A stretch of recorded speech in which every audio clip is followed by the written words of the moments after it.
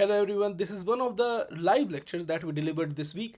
Now, in this lecture, we talk about Bruce King's introduction to his book Modern Indian Poetry in English. As you can see, in our live lectures, we take a very small topic and go very deep into it. In this lecture, you'll see a lot of important poets. We'll go through their poems, we'll try to understand what their poetics is. Now, this text is very important. You get direct questions from it, so I urge you to pay attention.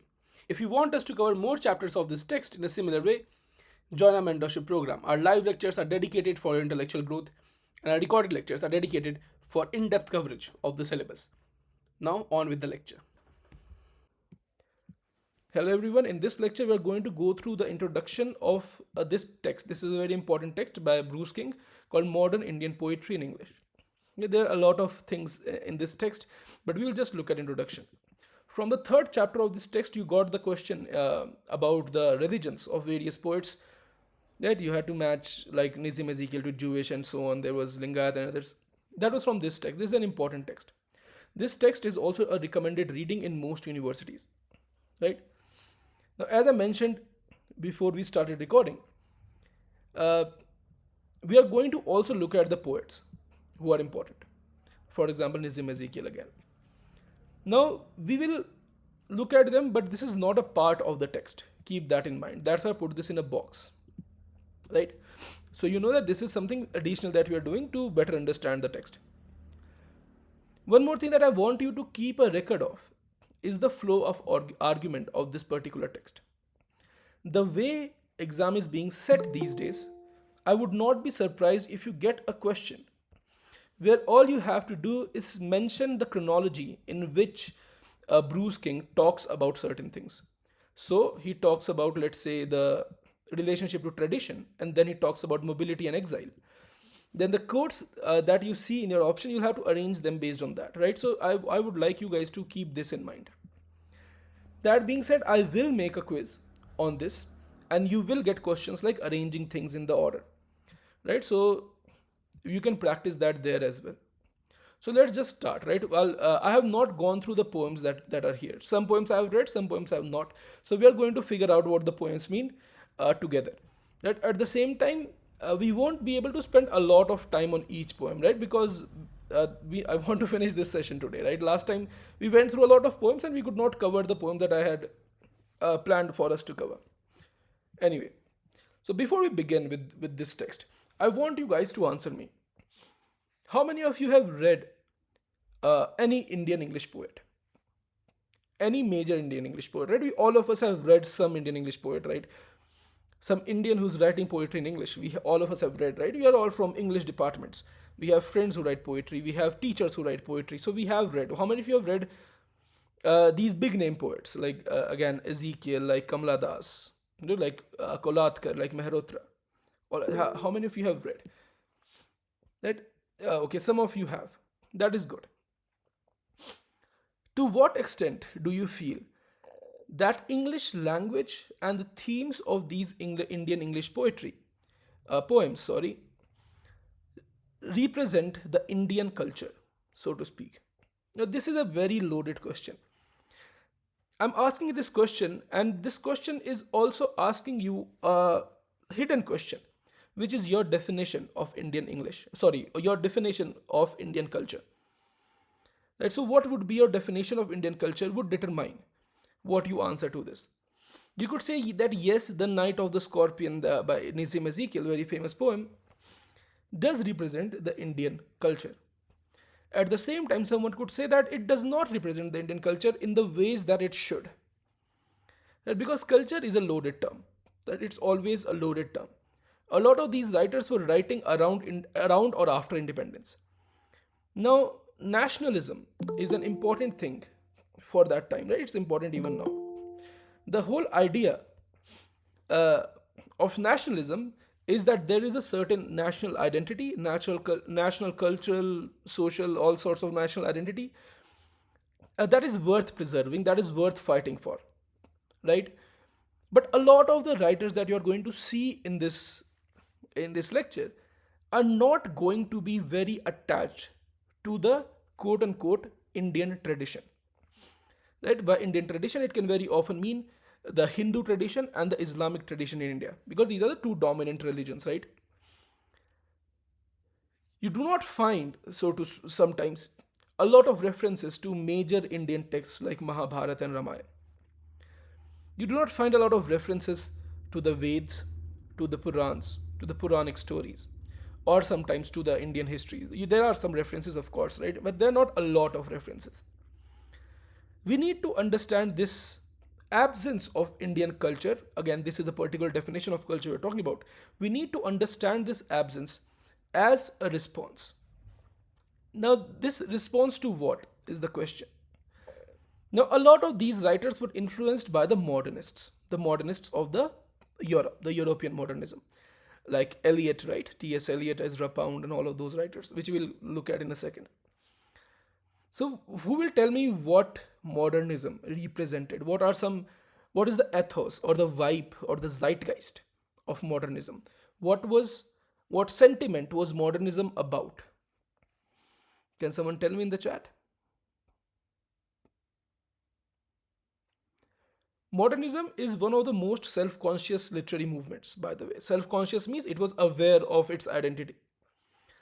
Romanticism is also very self conscious, but a lot of the movements are not self conscious, right? They respond to their social and intellectual climate, and that's how they gain their identity. Renaissance is one of them. Renaissance is also so self conscious when we go to England, but in Italy it doesn't seem like a self conscious movement. People were just learning, they were experimenting, there was a whole wealth of knowledge, revival of learning, etc. Aditya has said existentialism and war poets, both of them are keywords. Existentialism would represent a kind of alienation from the established culture, and war would represent a kind of disillusionment from social order. So, if a generation has seen the First World War, the Second World War, and has been through industrial revolution, has been through all the developments in science, in the arts, in humanities, in philosophy, it is understandable that they would not feel as attached to the cultural ground as someone writing before all of these things, right? It was also, as Somi wrote, a break away from the tradition, right? So when we look at Indian English poetry, we have to look at it as the poetry written by the middle class in the modern India. If they were also writing about the ancient culture of India, or the pre-colonial culture, so to speak, it would not be about their own time, right? They are writing about their own time. And I would go as far as to say that these poems are going to speak to you more precisely because they don't talk about that culture. Even though in our own time, the culture is very important, right? Everything we talk about, the right and the left is divided on culture. What is Indian culture? That for some it is something, for some it is something. But despite that, I would say this alienation from culture is going to be something that a lot of you are going to relate to. And we'll look at it in a second. Other answers about modernism is it had to do with industrialization, yes. Loss of stability, central meaning, exactly, Ria. There's a lot of fragmentation, right? There's no stability in the narratives of the modern time. Stream of consciousness is one of the major characteristics. For stream of consciousness, the term I would use is a kind of a focus on psychology, a kind of psychological realism, right? Virginia Woolf, in her modern fiction, says that realism should not just be about the outside world, but about our perception, about our inner perception. So let's start with this, right? In the 20th century, in the second half of 20th century, there were a lot of new literatures. Why were there a lot of, oh shit, why were there a lot of new literatures? Uh, Simply because uh, a lot of the cultures were facing a kind of a flux, right? So what was happening? This was around the time when a lot of countries in Africa was getting their independence. India got its independence. A lot of the Caribbean countries got their independence. A lot of the places after the war were forever changed in their socio-political milieu, which means environment, right? So these new literatures start appearing after the Second World War because the world was changing. So new kind of writing was emerging, right? New themes, new people were writing. Now, Indian poetry at this point was not very central. Now, all of these are things that Bruce King has written. Please remember that. I want you to keep this always in mind. What we are reading right now is from Bruce King. Otherwise, this is, if you think of this as just general something, the questions that you get, you won't be able to connect these ideas to Bruce King, right? I want you to keep that in mind. We are talking about Bruce King's writing right now, right? So the African and Caribbean literature did get some attention from the critics, but Indian did not by that time. Now, any literature which emerges will have to create its own tradition to be something that is studied worldwide. If there are just one or two texts, three or four poets, it would not work. There needs to be a tradition which responds to the world, right? Because if I am studying your poetry, I'm going to spend a long time of my life studying your poetry, right? There needs to be enough for me to spend a long time, and there needs to be enough depth and enough richness there, right? There was not a lot of relationship also between the poetry that was being written around the mid 20th century and the nationalist movement. How many poets, again, think about this, how many poets do you read as nationalist poets, poets who were writing for the nation as such? And we don't have a lot of such poets. Poetry at the time, as I said, because it was about disillusionment, was not very apt a tool for nationalist ideology. Now, these two terms may not sound well to somebody. Nationalist ideology, to a lot of you, it feels like nationalism is natural, it's not ideological, but it is ideological. And just because it is ideological doesn't mean it's a bad thing, but it also can be a bad thing. Anyway, so the nationalist ideology did not go well with the poetic output of the time. If you read, let's say, poems of Kolatkar, who's my favorite Indian English poet, you can't build a nationalism on that poetry, right? Novel does a better job at it, right? Novel is more middle class than poetry. When I say more middle class, I'm also saying an implicit idea is that nationalism is a movement of the middle class. It's not a movement of the very poor people. It's not the movement of the very rich people. It's a movement of the middle class. And now novels are the things that address the middle class. You'll find more nationalism in novels and in essays than in poetry. In 1947, of course, the year of independence, poets shifted towards examining their relationship to the social realities of independent India, right? Examining their relationship, right? And alienation from, that's also important. It would not make a lot of sense, right, for somebody who's writing poetry, who's important enough to write poetry, that they would be aware of social realities, right? If you write under nationalist ideology, you will be denying a lot of the things which are things that you would have seen around you. Like, again, the violence around caste and all of those things, right? Independent, once we got independent, it was a huge milestone that we got those invaders out. But there are a lot of problems within our nation that we still have not worked on. Right? So this is the relationship that they were examining. And this is why you could, of course, imagine why they did not fit well with the nationalist narratives. That's why they were not studied as much. Now, older nationalist intellectuals also came from, by the way, the middle class, the educated middle class. They came from the same class. The poets and the nationalist intellectuals, they were educated. They very often were educated abroad. If not abroad, they were educated in English, right? So you cannot detach English language from Indian national struggle. Remember that. Like, you know that Gandhi was inspired by Ruskin and Tolstoy, right? No nationalist movement is thoroughly of one nation. It's always a whole global kind of a thing. Now, at the same time, these old intellectuals and the regionalists who came from the same class, regionalists are the people who say ki is region, it is the culture of this region that you should write about. We need to revive, the nationalist would say that we need to revive the national culture, which would be the Vedic and the pre-colonial culture.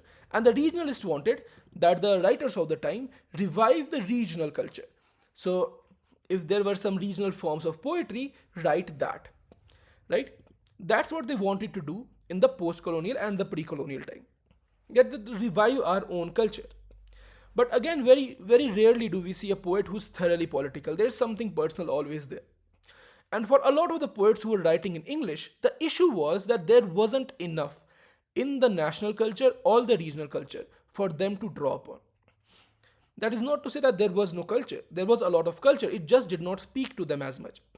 Because sometimes it was the culture that alienated them. So a lot of the women poets, when they looked at the Indian culture, they must have felt that this is the culture which is oppressing me. A lot of the poets who studied abroad or studied in English schools and universities would not have related to Indian knowledge systems as much. Now, this was, of course, a problem. This is now how big of a problem it is depends on your personal politics.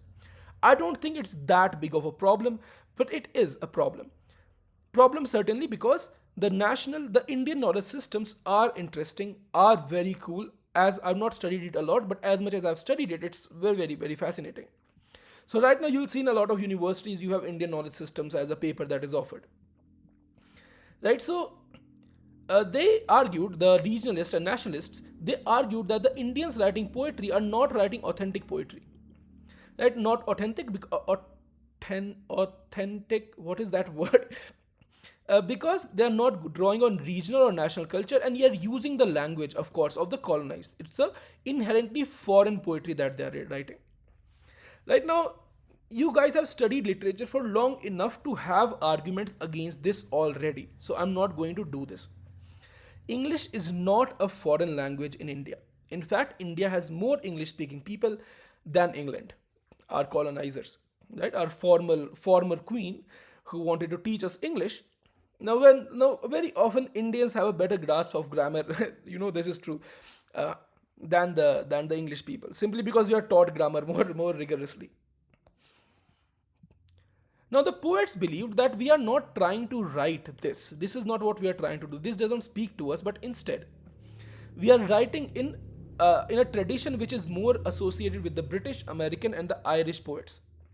So, even though our themes are Indian, the things that we're writing about are Indian, the tradition we are writing in, the poetic tradition, is the tradition of the English speaking people, which will be the British, American, and Irish. Now, there are more English speaking literatures like Canadian literature and Australian literature and New Zealandian literature. New Ze. What is the word for the people of New Zealand? Kiwi literature. I'll use the word Kiwi. Kiwi literature. Now, they become prominent later, right? They are also recent traditions. American, British, and Irish traditions are older. American is not that old. Nothing about America is old. America is a newborn Satan worshipping nation. But moving on. Now this idea that our subject matter is Indian but our tradition is American is a cultural conflict, right? It is a conflict. Give me 1 second. Right, and this conflict is a very political conflict as well. Conflict between within their own work, and conflict between the conservatives and the writers.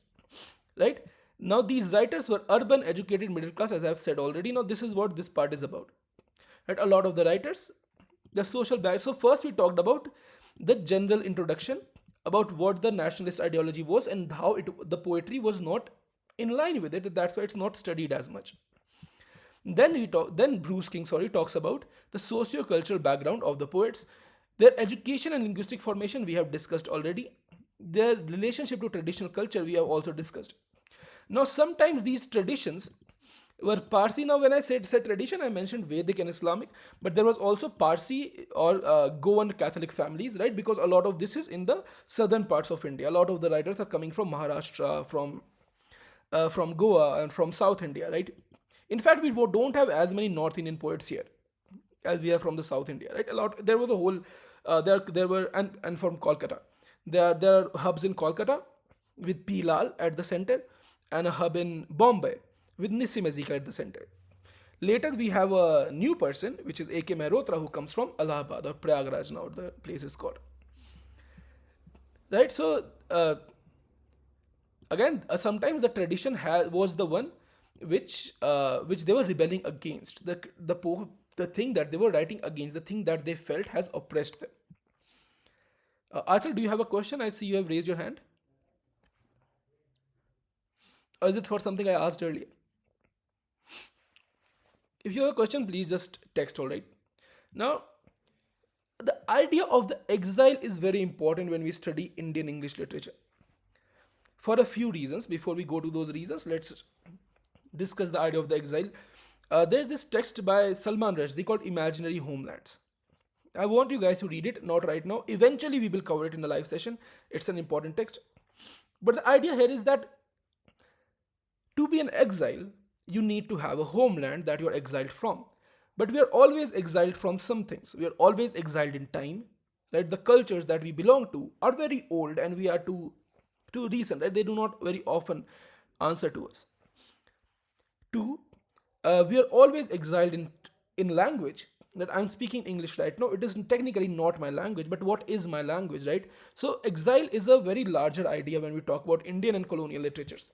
But here it just means people moving in and out of India. Right? Mobility is moving in and out. Return is that they studied in a foreign country and then they returned. Foreign country usually was America or England, and exile is that they were kicked out of the country for whatever reason. We'll look at it. That a lot of the poets left India for study, travel, and sometimes because they just wanted to live in a different place. Right? Now this creates the uh, let's say you're making a cocktail. So this exile, these countries create the various drinks that make this cocktail up of Indian poetry. Some permanently settle abroad. Now let's look at some. Ezekiel, Katrak, Rayaprol, and Keshav Malik returned to India. And then there is a poet called Dom Moraes who did not return to India. Now these are a lot of names, and now we are going to look at these poets. So these are the poets who returned to India. Let's look at Nissim Ezekiel first. Right, Nissim Ezekiel, can you see the text? I think it is too small, but can you see the text? Are you able to read it? Just yes or no? Alright, very good. He was born in Bombay. As I said, he's going to, the center of Bombay poetry is going to be Ezekiel for a while. He came from a very small community of Marathi speaking Israeli Jews. That's why he is a Jew. This was when this is something important, right? You need to know this because apparently they're asking questions from this, but it doesn't mean that they're asking questions from the religions of the poets. Instead, it means they're asking questions from Bruce King because that's where this is from. This box is not from Bruce King. This I have added for further engagement, but the whole thing is also from Bruce King, as I've mentioned. Right? No need to repeat. His first collection of poems was A Time to Change. No need to go through it. His primary subject, this you can read on yourself, right? You will get access to all of these notes. Uh, the primary subject were the city of Bombay, his own inner life, and he used a lot of iambic lines. That Ezekiel wrote in iambic lines. As you can see here, he is not writing in pentameter, but he is using the iambic rhythm. If you don't get this pentameter part, please watch the foundational lecture on poetry that is on the site. He explored themes of marriage, adultery, fatherhood, with psychological precision. He wrote some comical poems where he exaggerated Indian English. Indian English is the way in which Indians spoke English. There's a certain way in which Indians speak English, at least back then. Now it's a very diverse thing. Right? North India English is different, South India, Bangalore English is different. So some poems like that is a goodbye party to Mrs. Pushpa, I think is the name, where he mocks Indian English. Let's look at that. Look at those poems. Let's not look at. We don't have enough time. Sorry, we'll look at those poems in a later lecture. Right? This is not a lecture on poetry proper. This is a lecture on this introduction by Bruce King.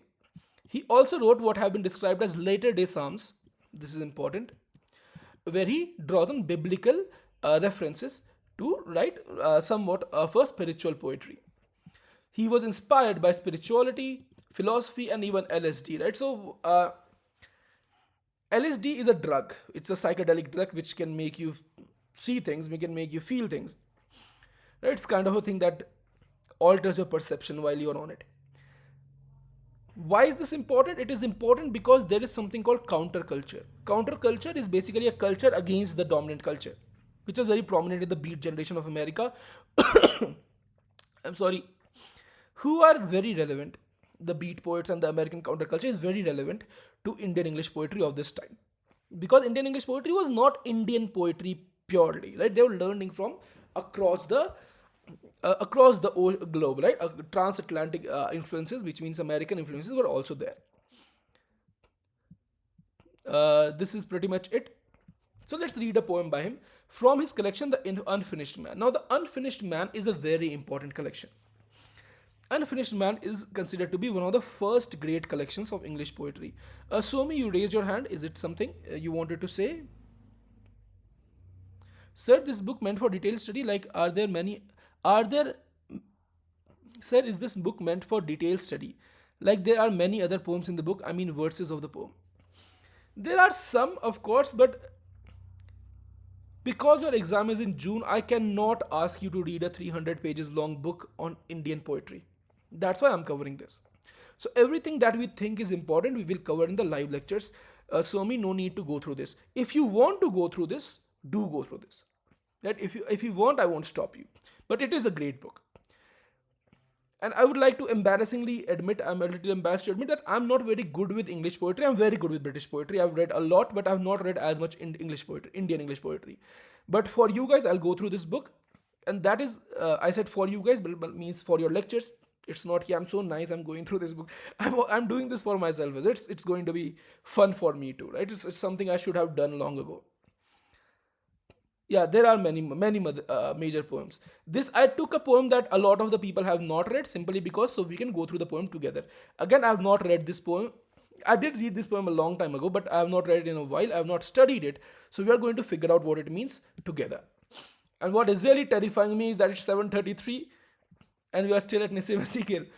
Driven from his bed by troubled sleep, in which he dreamt of being lost, upon a hill too high for him, a modest hill whose sides grew steep, he stood where several highways crossed, and saw the city cold and dim, where only human hands fell cheap. Now, what I want you to do, why I read them out loud, is I try to accentuate uh, the rhythm of the lines. So I hope you are able to see it. Poetry, writing interesting things is not tough. What is tough is to write verse that sounds like verse. We did not have a lot of great poetry for a while, simply because people were not writing in the poetic rhythms which these writers are going to do. Driven from his bed by troubled sleep. So there is somebody who's driven from their bed by troubled sleep, in which he dreamt of being lost upon a hill too high for him. I like this sound, right? Alliteration and the rhythm is very nice. Upon a hill too high for him. A hill high him. That's very obvious alliteration. So he's lost on a very high hill. A modest hill whose sides grew steep. Again, the hill is too high, but still it's called a modest. He stood where several highways crossed. So a lot of highways are crossing here, and saw the city cold and dim. So he has a distant look of the city, and the word used to describe the city are cold and dim. So this is, of course, not going to be a good thing about the city. Where only human hands sell cheap. Where only thing that is cheap is the human labor, is, I am assuming, what this human hands means, right? It is a metonymy. It is referring to, it's a synecdoche and metonymy. It's both of them, right? Synecdoche would be a related thing. Metonymy would be a part of thing. So human hands are a part of a laborer. So their labor is sold cheap, which means their hand is sold cheap. And human hands are related to labor, right? I hope that makes sense. It was an old recurring dream that made him pause upon a height. Alone he waited for the sun. He felt his blood a sluggish stream. Why had it given him no light? His native place he could not shun. The marsh where things are what they seem. Right? So he says it's a recurring dream, and that makes him stop on this hill and look at the city. And he waits for the sun. We wait for the morning. Maybe sun could also be hope, right? He waits for the sun, something to shed light on the city, because city is what? City is dim and cold, and sun is warm and bright. He felt his blood a sluggish stream. The blood, he feels even his blood is moving a bit sluggishly. Why had it given him no light? It, I think, is the sun and the city, right? Why had it given him no light? His native place. So I think this it refers both to the sun and to the native place. This ambiguity is how poems attain their meaning, right? So the sun is the hope, and the hope is giving him no light. So is the native place is not giving him any light. He could not shun this native place, right? He lives there. The marsh, he calls his native place the marsh where things are what they seem. Very interesting, right? When you read this, you would assume that if he's attacking the city in some way, he not attacking it, criticizing the state of the city in some way, he would say marsh where things are not what they seem, but things are what they seem, which means all the bad things in the city are quite visible. Right? That's a very, very good line, I feel. Barbaric city, sick with slums, deprived of seasons, blessed with rains, its hawkers, beggars, iron lunged processions, processions led by frenetic drums, a million purgatorial lanes, uh, and childlike masses, many tongued, whose wages are in words and crumbs. Wow, that's a nice line, right? And childlike masses, many tongued, whose wages are in words and crumbs. Drums, crumbs. It's a very obvious rhyming. I hope you are noticing the rhyme as well. So the city is sick with slums. So the problem is poverty. Part of the problem is poverty. There are no seasons. There is only rain. Clearly, he's talking about Bombay, right? Hawkers are the people on the street. Beggars are iron lunged. Iron lung is a medical was a medical device which used to help people breathe. Right? It's very grim image. Procession led by frenetic drums. So again, religious fanaticism is there. A million purgatorial lanes. Purgatory is between hell and heaven. So in Divine Comedy, if you have read, there are three parts in Divine Comedy. There is one, Inferno, which is hell. There is two, Purgatorio, which is purgatory, and that is three, uh, Paradiso, which is heaven. So purgatory is not hell. It is not heaven. It is something in between. It is also called limbo, right? So he calls the lanes, the city streets, he calls them purgatorial. And childlike masses, many tongued. There are a lot of childlike, many people with many tongued. So many. What could it mean? It could be that they speak multiple languages. It could also mean that they have multiple identities. It could mean all sorts of things, right? You can. By the way, as I'm reading, you can write your interpretations of the lines as well. Right? That's why I'm reading this right now. Whose wages are in words and crumbs. So they don't get paid anything except words. Words could be bad words. I've paid you enough, now get out of here. And crumbs, which means not enough. Now he's on the hill seeing this. That is the image we started with. He turned away. The morning breeze released no secrets to his ears. The more he stared, the less he saw among the individual trees. The middle of his journey nears. Is he among the men of straw who think they go which way they please? Before we go on, can you tell me what men of straw means? Is that an allusion to something? Does that make you think of anything? From your undergrad, maybe? Men of straws?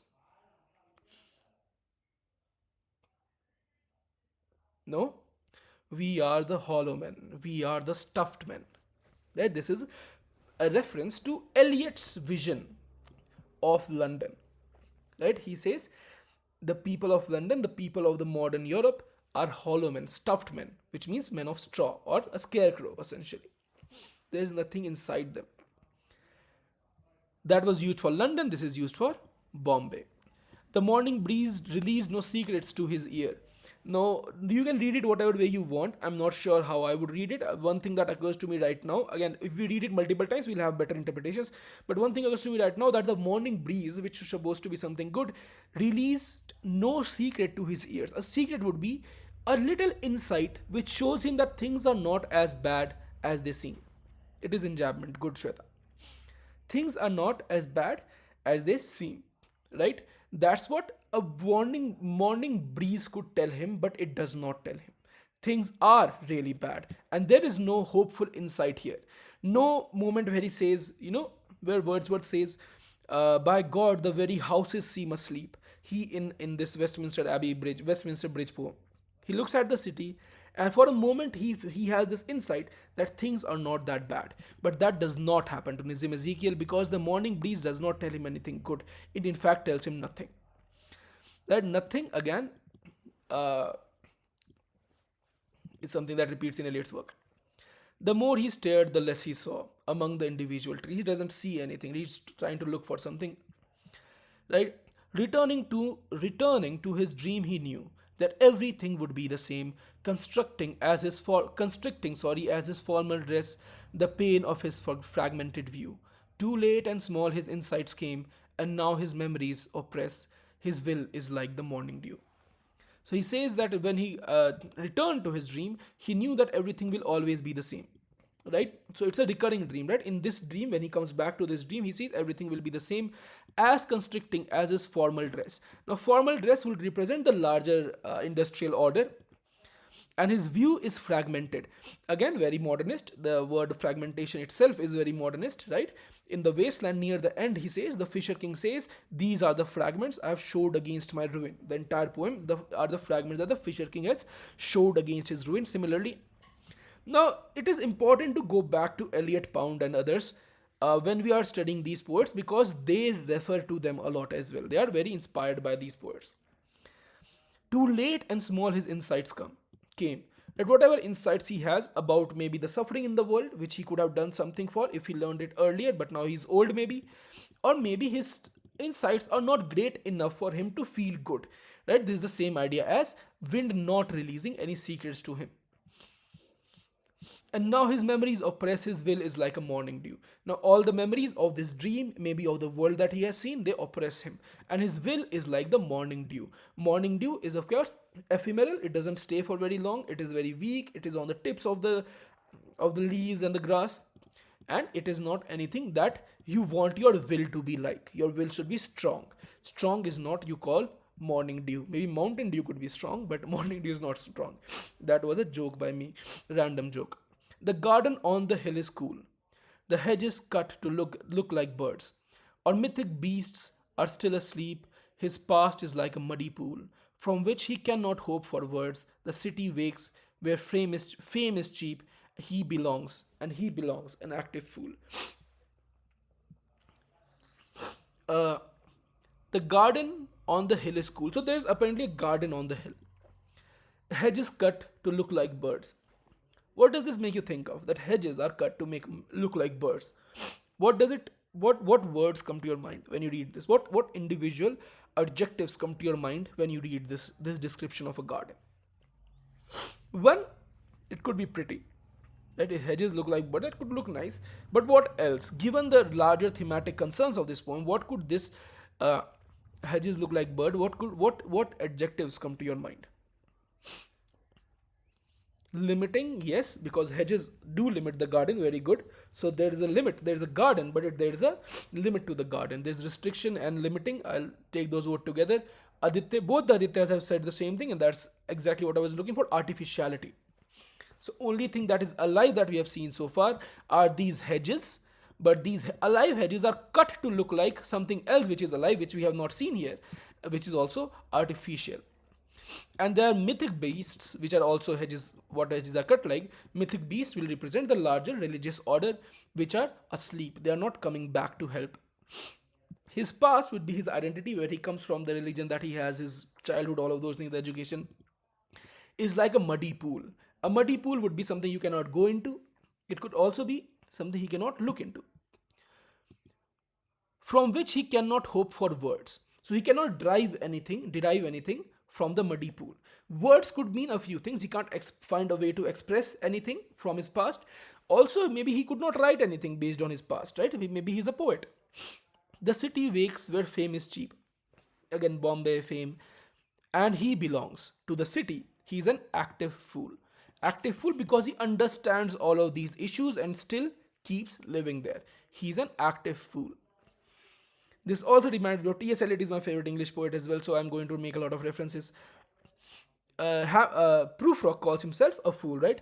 Almost at times the fool. He says, I'm not Prince Hamlet, nor was meant to be, and damn. Eventually he says, almost at times the fool. He's seen things of himself and fool, and that's how this person thinks of himself. Now remember, this is not Ezekiel himself. This all you need to keep in mind. Poets do not write in first person and mean that it is them, right? Usually it's the poet persona. So Ezekiel was one of the poets who returned to India, right? And again, this poet is not that important. Then there is Srinivas Rayaprol. Let's look at their poem. He was born in this place in Andhra Pradesh, Sikandrabad, I think it is. He was son of a leading poet in Telugu, right? So he already had a literary environment growing up. We are talking about Srinivas Rayaprol, right? He studied at BHU and then at Stanford University. Now, he studied at Stanford University. Of course, he studied abroad because we have included him in the poets who returned. He had a technical profession, but he He discovered poetry in the United States. Okay, I've not read this, by the way, I'm reading this with you. And he described poetry as his personal emancipation. In his final issue of East and West, is a collection he wrote. Remember this, Srinivas Rayaprol wrote East and West. This is a magazine he founded and edited from 15 for 6 years, 5 years. That East and West is a magazine he edited, Rayaprol edited for 6 years, right? Where he expressed dissatisfaction with American poetry and criticized its beatniks, jazz poets, daytime poets, nighttime poets, poets in ponytails, whatever all of this means, I'm not sure. You can look into it. And he was, by the way, this I knew, that he was respected by William Carlos Williams. Do you know who William Carlos Williams is? Raise your hand if you have heard of William Carlos Williams. Yeah, so William Carlos Williams is an American modernist, right? He wrote a very famous poem called uh, The Red Wheelbarrow. I'll read the entire poem to you. So much depends upon the red wheelbarrow, glazed by rainwater beside the white chicken. So much depends upon a red wheelbarrow. Wheelbarrow is a cart, small cart you use in a farm, which is glazed by rainwater beside the white chicken. That's the whole poem, right? He's the opposite of T.S. Eliot and others. Right? If you read a poem of T.S. Eliot, it's very complex. If you read a poem of William Carlos Williams, it is complex in the sense that you want to ask why is this poem important, and that's what he's about. Anyway, no need to think about this.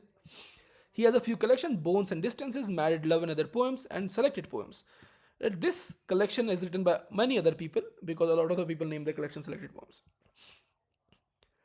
With India's literary circles, he gradually became something of a legend and a missing person, as he excluded himself from most Indian anthologies and his books became difficult to obtain. Okay, so he was kind of an enigma then. He died in 2020, right? Oh no, sorry, in 2020, 22 years after. So he died in 1998, published by, doesn't matter. So let's read one of his poems. This poem I have not read. This poem: I speak not of the mystery that is woman, not of the great white being that is God. I do not speak of love or of people, for I have known neither father nor lover. Here, father is going to be God, right? It's not father, father, it's because that's what he has said. And none have I reached with what, excuse me, and none have I reached with what I cannot utter. But I speak of the lonely word that will not reach beyond my tongue, nor fulfill my frustrations. There are things beyond this world I know, that the grocer's bill and the rising prices occupy me most. This should go here, I think. Concern my body with their ignominy, break my will with their boundary, reduce my rest, and snatch my spoken thought before it can find the page. This too I know This too I know, that love is all, that truth and beauty and standard values of an ordered mind are what remain behind my bone.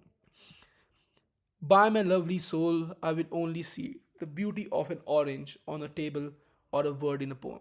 Who will tell me what this poem is about? Anyone?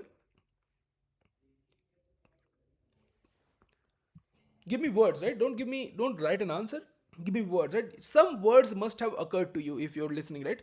What words occurred to you? Just give me those words. No words? You are speechless? Was it that good? I don't. It was nice. I speak not of mystery that is woman. So I do not write poetry about the women's love. I do not write poetry about God. I do not speak of love or of people, for I have known neither father nor lover. Right? So he doesn't write about these things. Nor have I reached with what I cannot utter. And I have not reached with what I cannot utter. I'm assuming reached means in his poetic enterprise, he has not been able to write the things that he cannot say. Right? Those tough things. Introspection, self are the words that occur to you, Akash and Anu. But I speak of the lonely word that will not reach beyond my tongue. But so I'm not talking about any of these things. I'm talking about a word that will not reach beyond my tongue, which means it reaches my tongue but never comes out, nor fulfill my frustrations. So, this word will not reach beyond his tongue and will not fulfill his frustrations. His frustrations could be about love, could be about God, and could be simply about the fact that he is not able to write this. There are things beyond this world. Right? He says there are things beyond this world. Let's think about what this word. Sorry, oh, I'm so sorry. This changes the whole thing. So there is a word that he wants to write. Now this word is equal to there is something that he wants to write. It doesn't mean that there's a singular word, right? इतना मुश्किल spelling तो नहीं होगी ना. Supercalifragilistic ऐसा कोई word है. This joke is.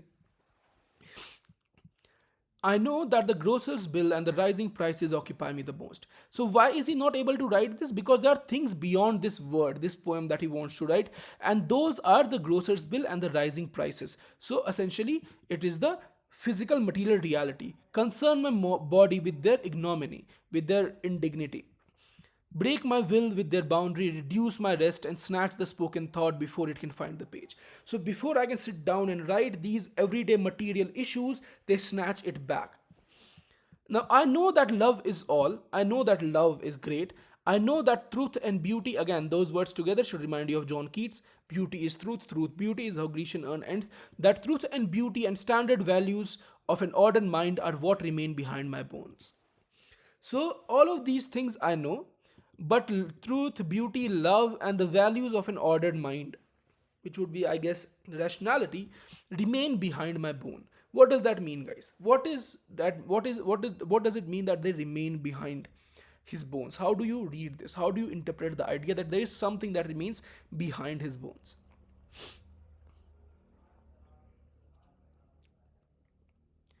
One way to think about it is that they stay inside, right? They're not able to come out. Another way of behind my bones, I see past memories. I guess in some ways, Akash, it could be so. One way I see is this is key. If it is in your bones, it is in a way trapped. That like your internal organs are trapped in your bones. A lot of ways to think about this. But my lonely soul, I will only see. But my lonely soul, I will only see the beauty of an orange on a table or a word in a poem. So the only beauty he is able to see are not these great things, but a simple beauty of everyday life, of an orange on a table or a word in a poem. He has written, by the way, a poem called Orange on a Table, something like Upon an Orange on a Table, where he talks about an orange on a table. Now, Dom Moraes is, now let's move on, let's see. So, Nissim Ezekiel and Srinivas Rayaprol were people who came back to India. Right? These two are not that important. Karsey Katrak and Keshav Malik are not important. Now, there are some writers who remained abroad for many years, and one of them is Dom Moraes. Dom Moraes is also very well recognized in foreign countries. So let's read about him a little bit. He was born in Bombay to a Roman Catholic family. As you can tell by the name, this helps in knowing the names who किस religion को belong कर सकते हैं, because apparently this search question was asked, right? His father was a well-known journalist and editor, and his mother, Beryl Dumont, is a doctor. He began writing very early. His first volume is A Beginning, which was published only when he was 19 years old. Wow. And he was recognized immediately. He won the Hawthornden Prize, whatever that is. In doesn't matter. In Figures in the Landscape, a poem from his debut volume, the speaker reflects on death with the line, "Dying is just the same as going to sleep." Now, that's kind of a basic line, but I guess concludes the poem by the startling declaration, "I long to die." Okay, so that's nice. So that's how his poem, Figures in Landscape from his first volume, A Beginning, ends, right? This particular poem. Remember, he was at 19, so he was going through, I guess, regular teenage things. I like the last three lines where he says he can only see beauty of orange on the table or a word in a poem. Yeah, Shweta, same to same. I also like that line a lot. Oh, I've not turned on my camera throughout. I was recording. I'm so sorry. It's more engaging when the camera is on. I thought I've turned it on. I'm so sorry, guys. You know what? Do this. Shweta, thank you for reminding me this. Or making me think of this, rather. All of you, I need you to tell me what, if you find a line or a word very nice in the poem that we are reading, and write it down in the chat. Memory is also trapped in the mind now. Oh, very good, Akash. Interesting connection. Orange is not only a fruit. Is is it, sir? I think you're asking. It could be more. It could well, one thing it definitely represents is everyday things, right? It's not just one orange. It's everyday things. The progression from the confident romanticism. Uh, let's read the poem. Okay, so it's a poem called Absences. Smear out the last star. No lights from the islands or hills. In the great square, the prolonged wall of silence. Islands and silence is such a cool rhyme, right? Smear out the last star, no light from the islands or hills in the great square, the prolonged wall of silence. Makes itself plainly heard round the ghosts of a headland, clouds, leaves, shreds of bird, eddy hindering the wind. This is nice, I like this. So let's look at this. So he says, get rid of the last star. There are no lights from the islands. So islands could be continents as well. And the great square, in the great square, would I think would be a city. The prolonged wall of silence makes itself plainly heard. Prolonged wall of silence. What a wonderful line and what a wonderful image. Vowel of silence. Vowel is a sound, right? E, E, U, U. He calls silence not just the prolonged silence, he says prolonged vowel of silence. Prolonged vowel of silence. Right? Longed vowel, so there is consonants here as well. Vowel of silence. Vowel, prolonged, so there is assonance. Sorry, assonance and consonants both are here. Assonance was O wala and L wala is consonants. Makes itself plainly heard. So silence is very obviously present. He's talking about a perspective of the world where there is no light in the stars, no light in the cities, and there is a plain silence. Round the ghost of a headland. Headland, I would assume, is a land. Cloud, leaves, shreds of bird, eddy hindering the wind. So wind is hindered by clouds, leaves, and shreds of birds. So bird feathers, kind of a grim image, right? They are hindering the wind. No vigil left to keep, no enemies left to slaughter. The rough roofs of the slopes loosely thatched with splayed water. Slaughter water, what a interesting rhyme.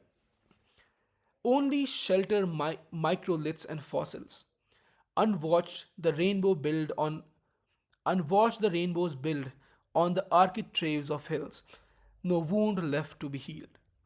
So the image that I'm seeing, there's some messages. The prolonged vowel of silence. Silence becomes powerful and dominant. Yes, Shruti, very well. Does vowel represent purity, pure sound? I don't think so. I don't think so. But there is an interesting thing that you have mentioned. In linguistics, the difference between consonants and vowels is that vowels are not restricted, right? When you say it's not restricted, but when you say ba, you have to restrict the voice with your lips, right? Ba. It's some bilabial something. So in some sense, vowel represents a constant sound, unrestricted sound. So yes, in that sense, it could be silence that is unrestricted, never stops. A very good insight, Akash. So there is no vigil to keep, no watch to keep. There are no enemies left to slaughter. So it's a post-apocalyptic kind of an image. So the world that he's seeing around him, or maybe the world that he's imagining, or the perspective that he has of the world, for whatever reason, there is nobody left, right?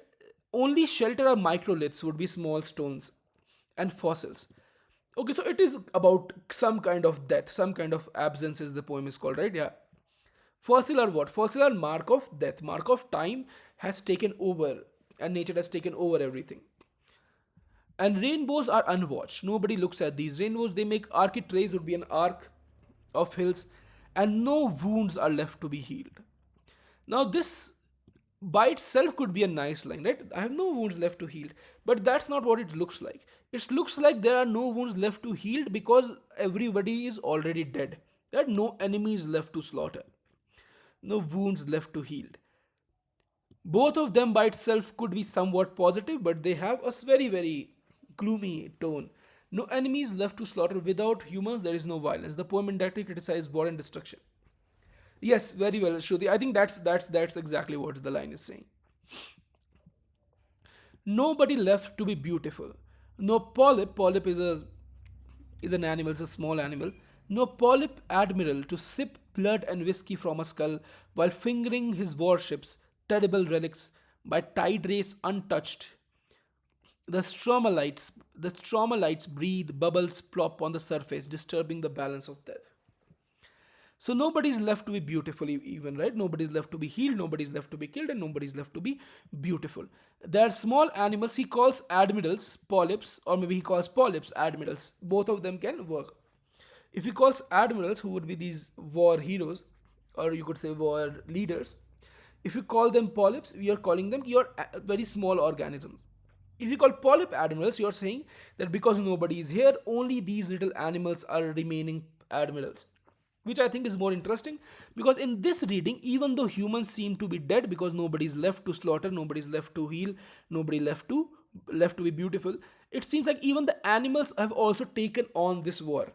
That the polyps are now the admirals, which makes war an instinctual, natural thing, not something of a culture, right? So it's an animalistic thing to do. And the admiral drinks blood and whiskey from a skull. Again, it's related to death, all of this and violence, while fingering his warships. Terrible relics, he calls the warships and the skull, and I'm assuming the polyp admiral terrible relics. Tide race, I think, is a word he made, means the tides. Stromolites, I'll have to search what this means. I have no idea. It's probably some kind of stone, right? Like stalactite, stalagmite, something. Stromolite. Stromolites. Oh wow! Stromolites are layered sedimentary rock. It's a rock which is made by covering the dead bacteria. So cool, isn't it? So the stromolites breathe. So these dead bacteria breathe.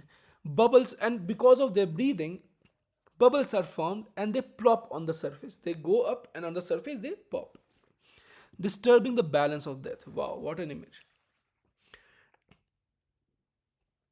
Let's read ahead. No sound would be heard if so much silence was not heard. So these bubbles, when they plop to surface, they disturb the balance of death. There is so much silence which is heard, means silence is oppressive. Silence is heard means it's oppressive. It's also a paradox, right? Silence is heard. Now, when this bubble pops on the surface of water, there would be nothing would be heard if the silence was not so oppressive. Clouds scuff like sheep on a cliff. Scuff means to move, to drag yourself somewhere. The clouds scuff like sheep on the hill. The echoes of stones are restored. No longer any foreshore nor any abyss. This world only held together by its variety of absences. Absences and this. I love the rhymings that this guy has made. Who is this guy? Dom Morris. I love the rhyming. Silence and islands. What an amazing rhyme. This and absences. What an amazing rhyme, right? Uh, do you feel that? Do you feel that it's a cool rhyme? Do you relate with me? Right? It's such a cool rhyme, right? I wish I had thought of this. Let me check if the recording is going well. It is going well. So he says, the clouds are only living sheep that are there. The echoes of the stones are restored.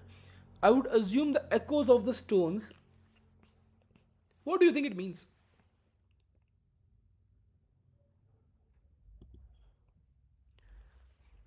I would assume that the sound of the civilizations was so loud that there were no echoes in the stone, in the forest, whatever happens. It also means that echo of the stone is just silence itself because stones do not speak. And you tell me what you think. No longer any foreshore. Foreshore doesn't mean for sure, bro. I'll do this for sure. It means shore before the city, right? A shore and then there's the city. So there is no foreshore. Foreshore. I assume this means that there is water, there is foreshore, and there is the city. If the cities are dead, then all of it is foreshore, right? Foreshore is defined by being between water body and the city. So if there is no city, there is no foreshore. There's for sure no for sure. I'll keep doing this, I think. There is no abyss, there is no hell. Abyss could also mean the deep seas. World only held together by its variety of absences. Only thing that holds the world together is the all kinds of absences, absence of sound, absence of life, and as it appears, absence of warfare. Everything is absorbed, consumed in completeness. Incompleteness is something I don't see as much because there's a balance of death, right? It doesn't feel like there's something else which is needed here. Absences doesn't make it incomplete because it's held together by absences. It's a affirmative but very grim image. I like this poem. This was a fun poem. Did you guys like this poem?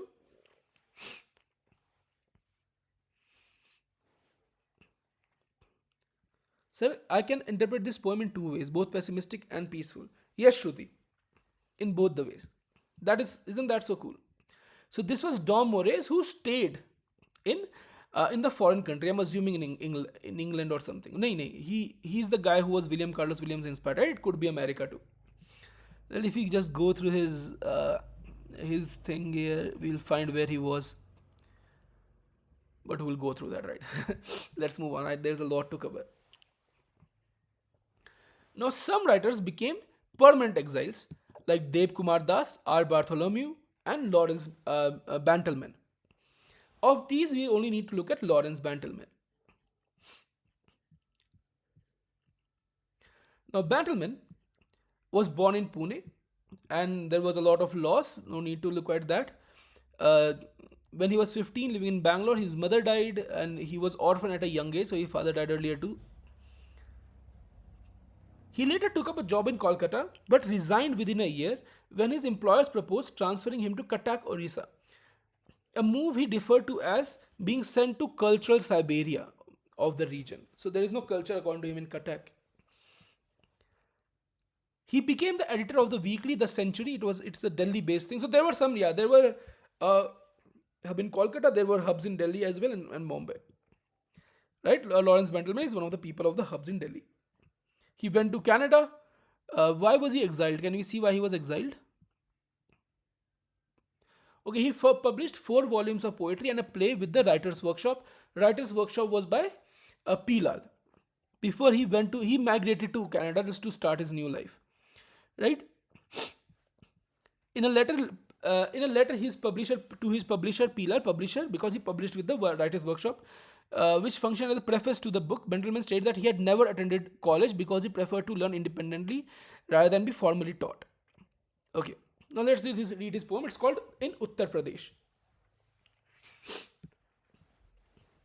The landscape stretches out its hands. So it's a metaphor of a landscape as a hand. One is the plain, okay, there are two hands. One is the plain whose distances rise like hillocks on your palm. So, landscape hands out its arms, and like this, the hills are rising like this, right? 1 second. Yeah, all good. The other is the sky descending like a hand descends on an insect. So, but two palms of the landscape. First is the landscape where this hill it becomes a hill, like there's a hill on your palm, and other is like the sky which descends like a hand descends on an insect. What does this mean? When I say, sorry, when Bentelman says, Bentelman is the name, right? Bantelman.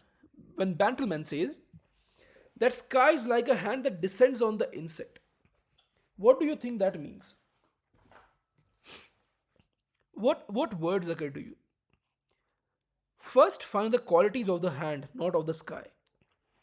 Hand जो insect को मार रहा है उसकी qualities क्या है because he is adding those qualities to the sky तो क्या होगा बताओ what do you think it is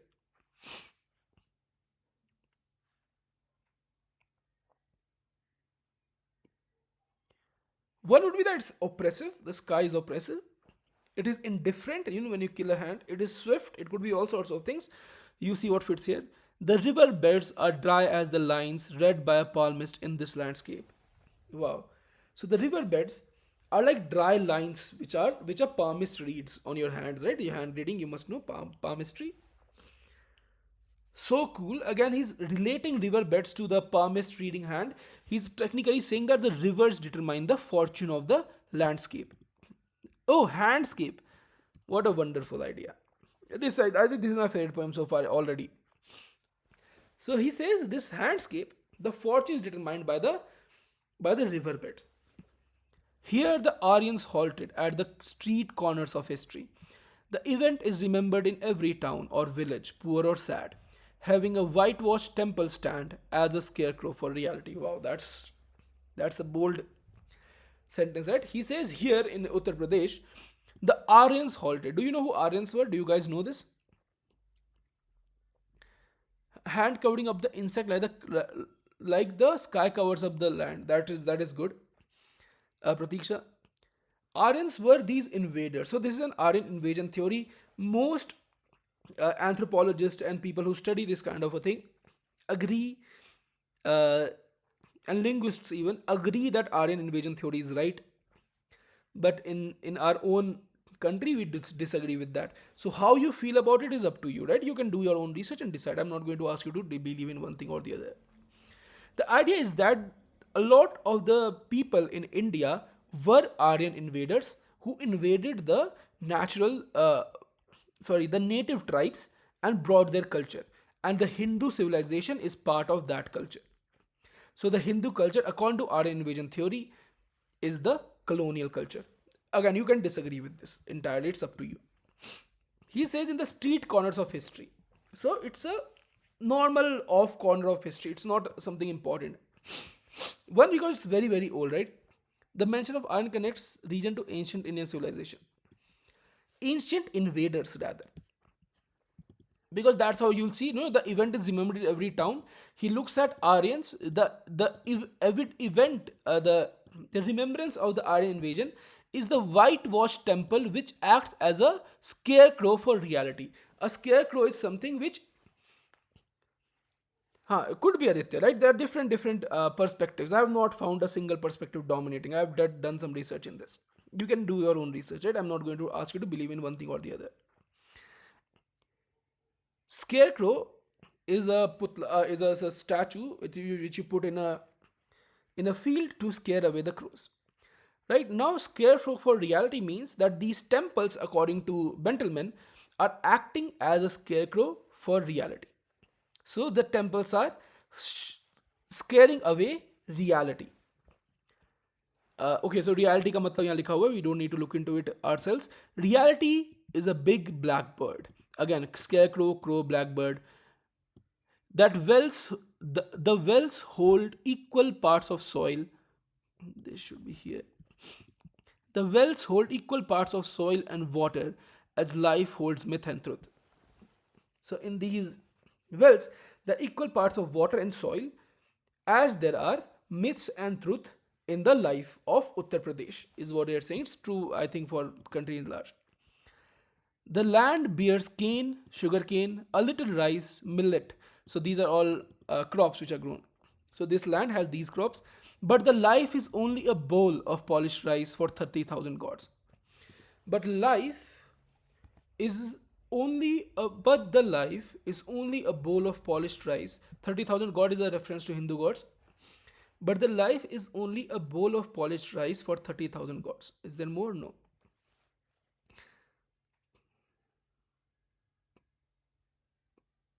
What do you think it means? Life is a mixture of fact and belief. Indian culture mixes mythology with reality, yes. But there is also the idea that mythology is scaring reality away. This gives me an idea of only a bowl, gives me an idea of poverty being one of the realities which are being scared away by the temples. Yeah, that you don't look at the reality, you look at the religious institutions. Adil Jusawala, let's look at him.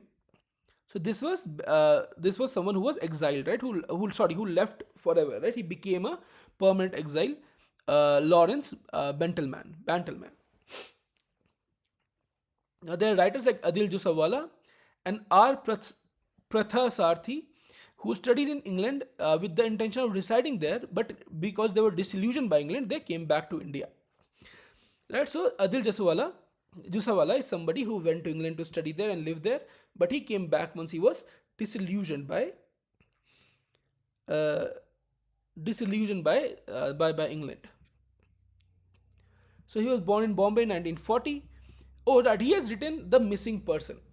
This is a very important poem. This is from the source that I have taken this from. I'll remove this. The source I've taken this from is the Penguin Book of English Poets.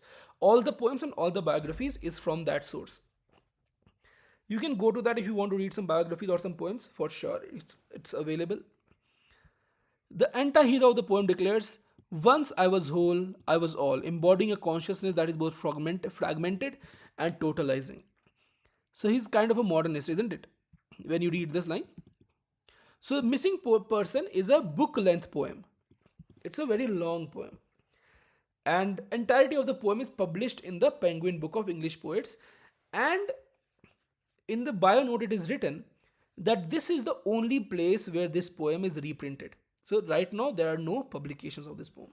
Let's read, though I've not read this poem. Houseful. It's a shocker.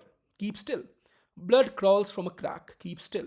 It's all happening. It's a spear. It's your savior. It's a quiet mirror with hair all over born to a middle class mother. God's gift for further reflection. There's trouble outside, crowds, stammering guns, the sea screaming from side to side. What does this mean? Do you guys have any idea? Remember this, by the way. This is an important text, Missing Person by Adil Jusawala. Houseful makes me think of a theater, right? It's a shocker that house is filled. It's shocking. Keep still, blood crawls from a crack.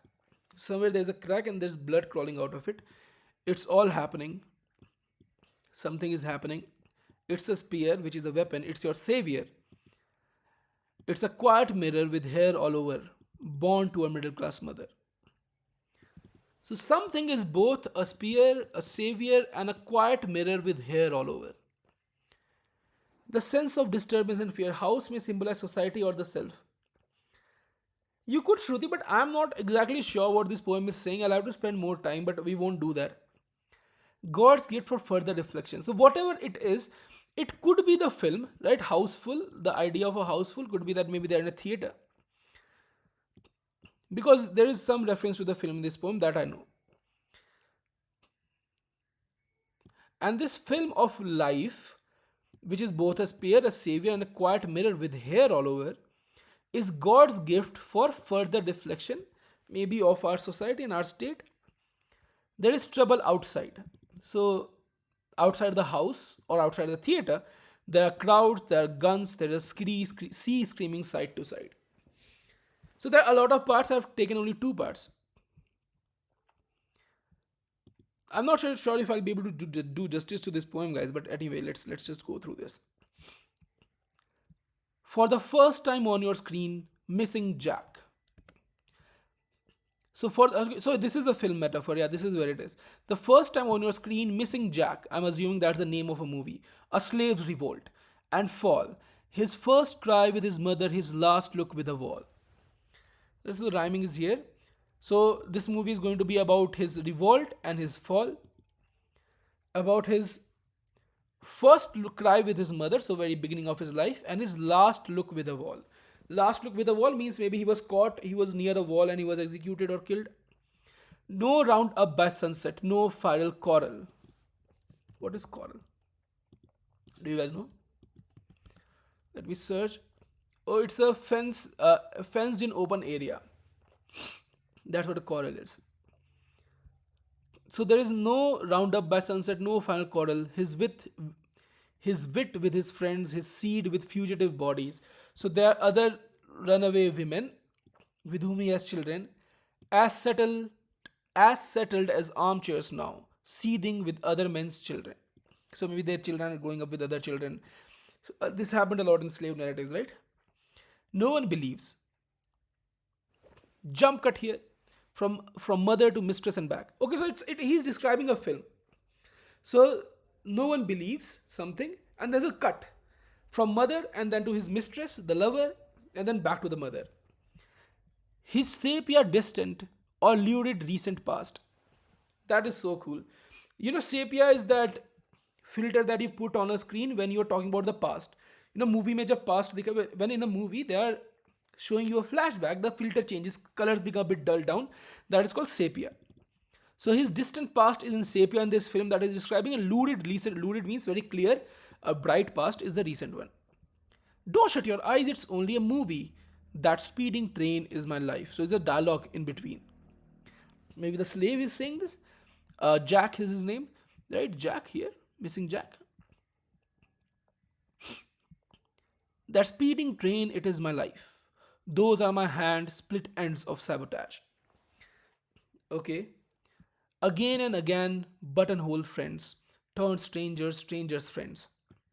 So people have become strangers, friends, and friends have become strangers, and strangers have become friends. Believe that's me on screen.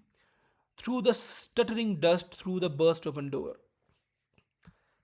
Uh, Somebody is saying that the slave on the screen is him.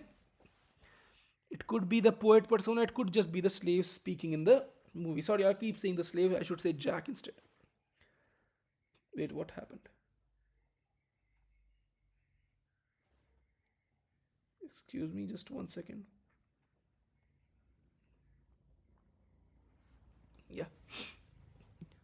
Once I was whole, I was all. Believe, why don't you believe? So why don't you believe that that's me on the screen? Why don't you believe that once I was whole and I was all? I think it seems to be the line that we talked about later, right? Once I was whole, I was all. That is the okay, that's the anti-hero of his poem, this slave, right? So this was Jusawala. Let me wait a second. This is Adil Jusawala, who studied in England and stayed there. Then there are people like Sharath Chandra, you got a question from him by the way, and Ramanujan, who became residents of the United States of America. Right? So A.K. Ramanujan, you guys must have heard of. Let's look at his poem now.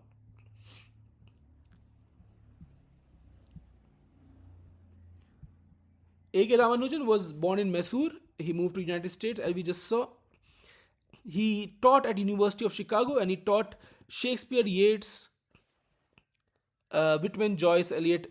These are texts he taught. He did not teach these people. ये साथ में कहीं Shakespeare और Yeats के भी classmates नहीं थे, I think. What else? He has written Black Hen, which is a collection, which is a book poem we have here. Let's just go through the poem. This poem I've read. It must come as leaves to a tree or not at all. Yet it comes sometimes as the black hen with a red round eye. On the embroidery, stitch by stitch, dropped and found again. And when it's all there, the black hen stares with its round red eye, and you are afraid. What is this poem about? Oh, there are some messages, I'm sorry. Some revolution in the previous poem in Missing Persons. Yes, some, not a revolution, but a rebellion by a individual slave. Is the use of cinematic technique shows fragmented Indian consciousness. Yes, very interesting. So in the beginning we were in the theater and there were problems outside. So in some way a lot of the people are looking away from the issues. That is very Swami, thank you for saying this. So now the poem makes a little more sense. So the movie is about suffering and people are like, it's fine, it's just a movie, but the character in the movie keeps asserting that this is me, believe me, this is me. So they are using it as an escape from the struggles of everyday life. That's one way to think about it. Thank you, Swami. Via movie allusion, poet is trying to explain his own life conflict and resolution with respect to societal norms. 1 second. Via movie allusion, poet is trying to explain his own life conflict resolution with respect to societal norm. Yes, for sure, Akash. Now let's talk about this poem. What do you think about? I'm sorry, what did I do? Yeah. What do you think this poem is about?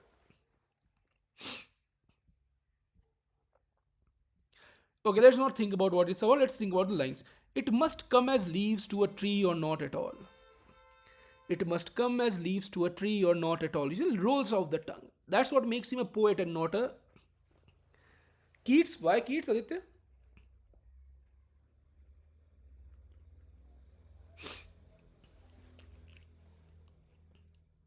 Also note the free words, right? Varying length, Sometimes there is rhyme like there and stairs. Sometimes there isn't. Keats says something similar. Oh, he did? Sorry, I did not. I did not know this. Let me quickly confirm this. Oh, he said this in a letter. If poetry come not as naturally as the trees to the if poetry come not as naturally as the leaves to a tree, it had better not come at all. Thank you so much, Aditya, for bringing this to my attention. So yeah, that's what it's about. It's about poetry or inspiration. If it doesn't come naturally to you, it should not come at all. And yet sometimes it comes as a black hen with a round red eye. So sometimes it surprises you. If you see a completely black hen with a round red eye, you would be surprised. Wait, what happened? Sometimes inspiration or poetic inspiration takes you by surprise. Yet it comes sometimes as the black hen with a red round eye. On the embroidery, stitch by stitch, dropped and found again. So it comes at a black hen on a embroidery, stitch by stitch, and is lost, which is dropped and then found again. So it goes and comes back. And when it's all there, and when it comes back, the black hen stares with its red round eye, and you're afraid. You're afraid of the poetic inspiration. Now that we know these poets well, let's go through this again. I'm sorry if this feels new literature does not fit well with nationalist ideology. Background of the poets, educated middle class, mostly outside, did not relate to the culture as well, and they were very often not coming back to India, or like some people came back to India, like Ezekiel and Rayaprol, who we studied. Some stayed abroad for many years, like Dom Moraes. Some became exiles, like Lawrence Bentelman, who we studied. And some studied in England and wanted to stay but returned because they were disillusioned, like Adil Josawala. And some became permanent residents of United States, like A.K. Ramanujan and Sharat Kumar. This is all we had to say. I included the poems, so we make the best out of this. Let's move on from the exile. Now, eventually, there were now, as I said earlier, it was not a very big thing, right? Indian English poetry, but slowly it became institutional and consolidated, right? The first efforts towards this consolidation in the 60s was of Nissim Ezekiel and others through magazines like Illustrated Weekly of India and The Quest. Right? These are magazines of Nissim Ezekiel. The Quest you often get questions from. Now, P. Lal started a writer's workshop, which was volumes of poetry, and Miscellany, which was a journal which was by P. Lal, right? Provide a consistent publishing platform for Indian English poetry. So, if you do not have a consistent platform, it won't work, right? But like even now, publishing houses do not want to publish poetry. For the first time, there was publisher specifically for volumes of Indian poetry in English, right? For new writers, for emergence of these writers who become established later. Several volumes were regarded as classics, which were published by these people. They published A.K. Ramanujan, they published Kamala Das, they published Jeev Patel, Nizim Ezekiel, Adil Jusawala. We know these two. We know A.K. Ramanujan. Do we know A.K.? We don't know A.K. Ramanujan. But let's first look at Kamala Das. Kamala Das, was born in Kerala, was raised in Calcutta. We are not going to look at her biography a lot. Let's just look at the poem. Summer in Kolkata is a poem that we are going to read. What is this drink? The April sun squeezed like an orange in my glass. I sip the fire. I drink and drink. Again I'm drunk. Yes, but on the gold of suns, what noble venom flows through my veins and fills my mind with unhurried laughter. My worries doze, wee bubbles ring my glass like a bride's nervous smile and meet my lips. Dear, forgive this moment's lull in wanting you, the blur. What is this poem about? What do you guys think this poem is about?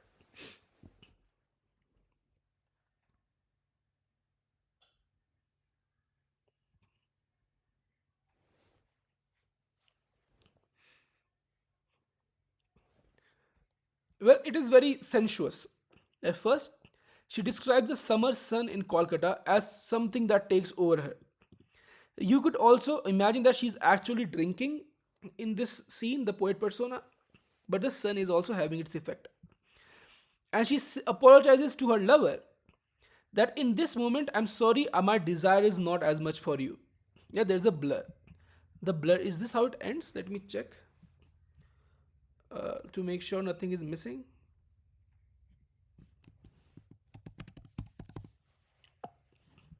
Yeah, this is how it ends. Uh, Kamla Das, you need to know that Kamla Das is a new kind of a poet, right? She is very confessional. We'll talk about that. She is associated with confessional poetry. She was inspired by people like Lowell and Sylvia Plath. Jeev Patel is also mentioned here, right? Kamla Das, we looked at. Jeev Patel now. Jeev Patel was born in Bombay and has roots in Gujarat. His mother was a doctor. Patel has described his artistic and poetic vision, excuse me, poetic vision as one that perceives the human body as a target of violence, suggesting that violence originates both from the structure of the state and from the psychological depth of the consciousness. Right, so he's both psychological and political. So let's look at his poem called Fortunes. Wait. Yeah. I'm certain it was a crow. The letter stamped, licked, and ready disappears the moment I leave the room. Written with such deliberation, each line a decision, and again the final choice between sealing or destroying as thin as a tossed coin. Oh, did you notice this? Destroying and coin rhyme? With all along and with all along an implicit knowledge, I haven't the courage to write again. Though I'm fit for reading fortunes now. What is this poem about, guys? What do you guys think this poem is about? What is this poem saying, rather? One is that he thinks that it was a crow, so he wrote a letter, stamped it, licked it, which means to put the stamp, and it was ready to disappear the moment I leave the room. And he thinks a crow took it. Each line was written by deliberation, with decision, and the final choices between sealing the letter, which means sealing it and posting it, or destroying the letter. It was as thin as a tossed coin. It could be anything. With all along an implicit knowledge that I haven't the courage to write it again. And he had the implicit knowledge that I won't be able to write this again. But then what happened? A crow took it. Though I'm fit for reading fortunes now. Though I'm fit for reading fortunes now, right? Iambic. What does this mean? I think there is a word for in between line rhyming, internal rhyme, yeah. What is. I'm sorry for the random bike. I'm fit for reading fortunes now. Why does the poem end like this? I don't know. What do you guys think? Do you guys have any insights? One thing is that he knows that he won't be able to write it again. So he can tell the future, I won't be able to write it again. Or maybe he knows that every time I write it, a crow will take it. I don't know what this means. Do you guys know what this means? Not know? Can you guys interpret this? I am not able to. At least not right now. We'll have to sit down for a while. Maybe we'll find some insight. Aditya, that could be true. He won't be able to write, so he's exploring other career options. Uncertainties, it feels like he's certain now. He says that he seems able to write anymore. All he can do is read fortunes. What does that mean though? It could also mean that fortune readers, people who read fortunes, they are frauds very often. Is that something that's going on here? I have no idea. But I'm so intrigued, by the way, to be very honest. I would like to know what this means. Anyway, there's no need to think about this. Right? So in the 60s, when they started publishing, when we have publishing, the medium was the Illustrated Weekly of India and Quest by Nissim Ezekiel, and the Writer's Workshop and Miscellany Journal by P. Lal. These are the poets who were prominent there. Ramanujan, Kamala Das, Jeev Patel, Ezekiel, and Adil Jusawala. Other poets who emerged are R. Prathasarthi, A.K. Mehrotra, Kolatkar, Dilip Chitre, and Pratish Nandi. We'll look at them one by one. Let's look at A.K. Mehrotra first. A.K. Mehrotra has also written the illustrated history of English poetry, Indian poetry in English, Indian literature in English, right? That everybody reads.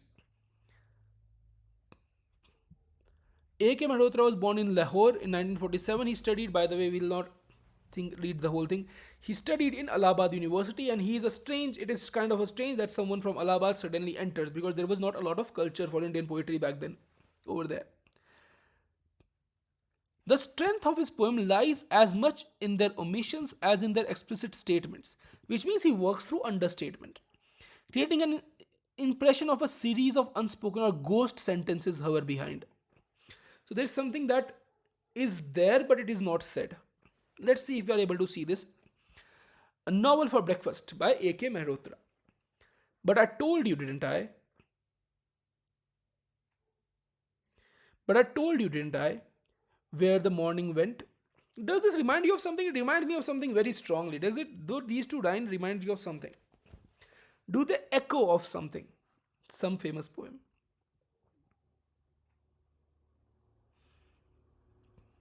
It could be a reach, it could be just I'm just seeing this because that's how I think. Let us go then, you and I, when the evening is spread out against the sky. Huh? Proof rock? But I told you, didn't I, where the morning went in eating an egg. But I told you, right? Ki what happened in the morning? What happened to them? What I did in the morning? I ate an egg. The pepper shakers' hole were blocked as I went looking for a pin in the closet drawer. So the pepper shakers' holes were blocked, so we went to pin to unopen it. Sorry, unblock it. Old friends dropped by, bringing an advance copy of their daughter's first novel. At that point, some old friends came and they brought ki haan beti ne, our daughter has written this novel, please go through this. What did it taste like? After an hour, when I got to it, the egg was cold and leathery. And what did it taste like? Oh, now I see. Do you see any ghost lines here? Things which are implied but are not said? Do you see any ghost lines in this poem? Let me zoom out a little so in the OBS it is recorded. Yeah. Can you see the ghost lines here? Last ride together, why? Yeah, last ride together a little bit. Guys, can you see something which is not said? It's around here, I'll give you that. The last stanza. Something that is not said, but is very obvious. One very obvious thing is that he read the novel instead of eating the egg, and by the time he read the novel, egg was cold and leathery, right? It's also got novel for breakfast. Another thing is, what did it taste like? Right? So is the question about the novel or the question about the egg? He's not talking about the egg. Right? Then maybe he's talking about the novel. Maybe the novel was cold and leathery. Right? So these ghost sentences, as it is used, I think it is very apt. It does leaves you with a lot of questions. Right? What did it take him? It took him only an hour to read the novel. Now he could be a fast reader. It doesn't take an hour to read a novel. Maybe the novel was also very boring. So much oblivion like net. Uh, Makes sense. Arun Kolatkar is my favorite poet. He wrote in Marathi. Uh, he has written Jejuri. After Jeju, there were no further publication in English poetry until 2004, the year of his death, when two volumes, Sarp Satra and Kala Ghoda poems were released simultaneously. Right, we look at his poem called Jejuri. Arun Kolatkar's collection after he died was published by A.K. Mehrotra. He was a friend of Arun Kolatkar. Right, let's read the poem. The roof comes down on Maruti's head. Maruti the god. Nobody seems to mind. So the heart of the ruin. So it's a broken temple. What kind of comparison is this? Egg equal to novel equal to tasteless. Tasteless. I don't know what to say here. The roof comes down on Maruti's head. Nobody seems to mind. Nobody seems to mind that roof is coming down on the god's head. Least of all Maruti himself. The god doesn't care either. Maybe he likes a temple better this way. Right? Because it's a ruined temple, there's a beam coming down his head. He likes it better because there are no people here. Maybe the Maruti is not a fan of people. A mongrel bitch. A mongrel is a hybrid dog. A mongrel bitch has found a place for herself and her puppies. So in this ruin, there's a little dog with her puppies. In the heart of the ruin, maybe she likes that a temple better this way. Maybe this little animal likes the temple better without people, even though it is ruined. The bitch looks at you, gardener. Suddenly you begin to exist. That's what I love about Kolatkar. The perspective switches very quickly. Suddenly you begin to exist. So far it was a distant poem. When he says you, suddenly, okay, right, so I am there too. And now that dog is looking at me. The bitch looks at you guardedly, past a doorway cluttered with broken tiles. Yeah, broken temple. Pariah means outcast. The pariah puppies tumble over her. Maybe they like a temple better this way. Maybe the puppies also like the temple broken. The black-eared puppy has gone a little too far. A tile clicks under its roof. Yeah, so the puppies run away and then the tile clicks under its roof. Enough to strike terror in the heart of a dung beetle. And there's a beetle there which gets scared and sends him running for cover for to a safety of a broken collection box. And the dung beetle goes into the collection box where you put the donations to the temple to hide there. Now this is so loaded, right? You can think a lot about this, right? That never did get a chance to get out from under the crushing weight of a roof beam. So the broken roof beam, they could not get it out, the collection box out. No more a place of worship, this place is nothing less than a house of God. This, wow, I forgot how much I love this guy. This place is not a place of worship anymore, but it is not less than a house of God. Because there is comfort here. There is no money centric people here. It is a protective place for the bitch and the puppies. Right? I love this poem and I love Arun Kolatkar. Dilip Chitre, let's talk about him. Born 1938 in Baroda. He was educated in Bombay. He translated, this is important, he translated the works of Tukaram. He's a bhakti poet. Wait, let me highlight this. All of these poets have done some translation work. Chitre lived in Pune, where he also edited the literary journal New Quest. So Quest, the journal of Nissim Ezekiel, was closed during the emergency, and New Quest took his place after the emergency. We'll read his poem, A Second Breakfast, Intimations of Mortality. Now, what does that remind you of? It cannot be more on the nose.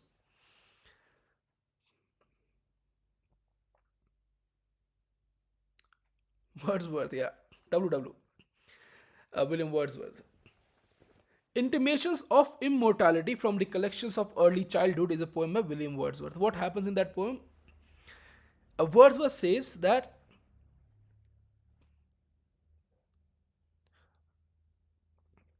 he says in the poem, the things that I have seen I now can see no more.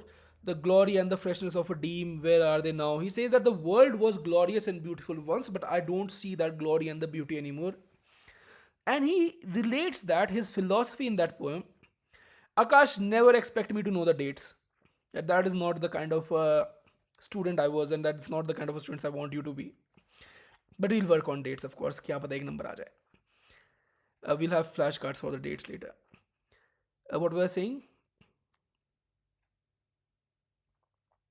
Yeah. He says that earlier, world was more glorious, had the glory and the freshness of a dream. Things that I have seen, I now can see no more. I don't see that same beauty anymore. And his philosophy is that I saw that beauty when I was a child, which is probably because when I was a child, I was closer to God. And because when I was a child, I was closer to God, it means my soul comes from God, which means we are immortal. So he gets the intimations, which means insights of his immortality through the fact that world is not as beautiful anymore. And in this poem, who is the poet? Dilip Chitre, and I love this poem, gets intimations instead not of immortality but of mortality from the same thing. I am asked, and what is the color of this orange juice? It is grey. Orange is a bright color, but he sees only grey. All is black and white and falls within the spectrum. Everything is black or white or something in between or grey. Everything is a shade from the black rainbow. Like the rainbow is also black. I wake up in the morning of my mortality. He says, when I wake up, I'm already aware that I'm going to die. This is the nature of the egg that lies scrambled on my toast. I have been given a fork and knife. Earlier, I was served with a grey vermouth, is a alcohol, wine, to wet my dry mouth. The first flavor that spread on my tongue in the blank, again, blank morning, not vivid morning. Wordsworth says, then the earth itself is adorning this sweet May morning, right? But here the morning is blank. Was the taste of ash. So all of this tasted like ash. Black aromas are black, pervade the morning air. In the restaurant, night, on the contrary, had brilliant flavors and colors. When it ended, a white sun rose over the horizon, turning everything variously black. As the sun rises, everything turns black. Here I break up the toast inside my mouth and taste death, the elemental carbon. When he eats the toast, only thing he tastes is the carbon. That makes it, and he tastes death. Who was it I slept with last night? I do not remember her face because I do not remember. Right? This shows a complete detachment from life. Do you see it? So the same things in which Wordsworth found a kind of immortality, he finds that he is moving towards death. Now, this is an amazing poem, but you cannot appreciate this poem unless you read Wordsworth's poem. Now, because this poem exists at the same time, you cannot appreciate the poem of Wordsworth unless you have read this poem. This is what T.S. Eliot means by individual poet changing the tradition. Once he has engaged with the tradition, tradition itself changes. The past also changes, and the present is defined by the past. Keki Daruwala has not arrived yet in the discussion. Let's see. Now these were the poets who emerged, other important poets who emerged, and a few years later, in the a bit later, after Ezekiel and Mehrotra and Kolatkar and Chitre was the guy we read just now, was Keki Daruwala, Shiv Kumar, and Jayanta Mahapatra. Jayanta Mahapatra and Shiv Kumar we are not going to look at. We will look at Keki Daruwala. We have talked about this. I was born in 97 in Lahore to a Parsi. Yeah, this Daruwala, this Wala, Jasuwala, these are Parsi surnames. You need to know that. In an essay on his debut collection under Orion, which is a collection of Keki Daruwala, Nissim Ezekiel observed that such a bitter, scornful, satiric tone had never been in Indian English poetry before. So this person is going to be satiric. The poem is called Middle Ages. Oh, Jayanta Mahapatra we will look at. I think we have time to cover the whole thing. Returning, we'll not go through it line by line. We'll look at it thoda karke. Returning as the leaves fall off the year's branches, returning as the light swung low into the eyes to the buildings in Bhagalpur. There was Bhagalpur blindings where state sanctions violence against people. Blindings in Bhagalpur. Buildings I said last time, blindings in Bhagalpur. The potholes in the middle of the eyes, right? So they took their eyes out. Someone astraddle on another's chest, left thumb working the eye into a bulge, right hand holding a cycle spoke, asked how long can fancy indulge such macabre stills? How long can one think about such horrible images? This actually happened. The news of killers at the door as cries rang out, and the males fled. Mother and children covered. The hamlet ran out of shouts. Hamlet is a village. Helicopters descended before the vultures could. That's so the army came before the vultures could. Journals were full of obituaries. 1 hour of being truly brutalized is worth of a lifetime of anonymous misery. So something this horrible, just one time, will make you feel miserable for no reasons. Like no exact reason. कि इतना पहले हो गया तुम अभी तक क्यों miserable हो? How was it that listening to accounts of Harijans slaughtered in the villages, so the people of the Dalit community were slaughtered in the villages, many hands started rummaging among the dusty shelves. My hands started rummaging among dusty shelves of some dark volume on Middle Ages. So how was it that when I listened to the accounts of people of the Dalit communities or Harijans slaughtered in the villages, that when I heard this, why did I go to a book on Middle Ages? Villages, Middle Ages, interesting rhyming. So this was caste violence. So this is what I was saying.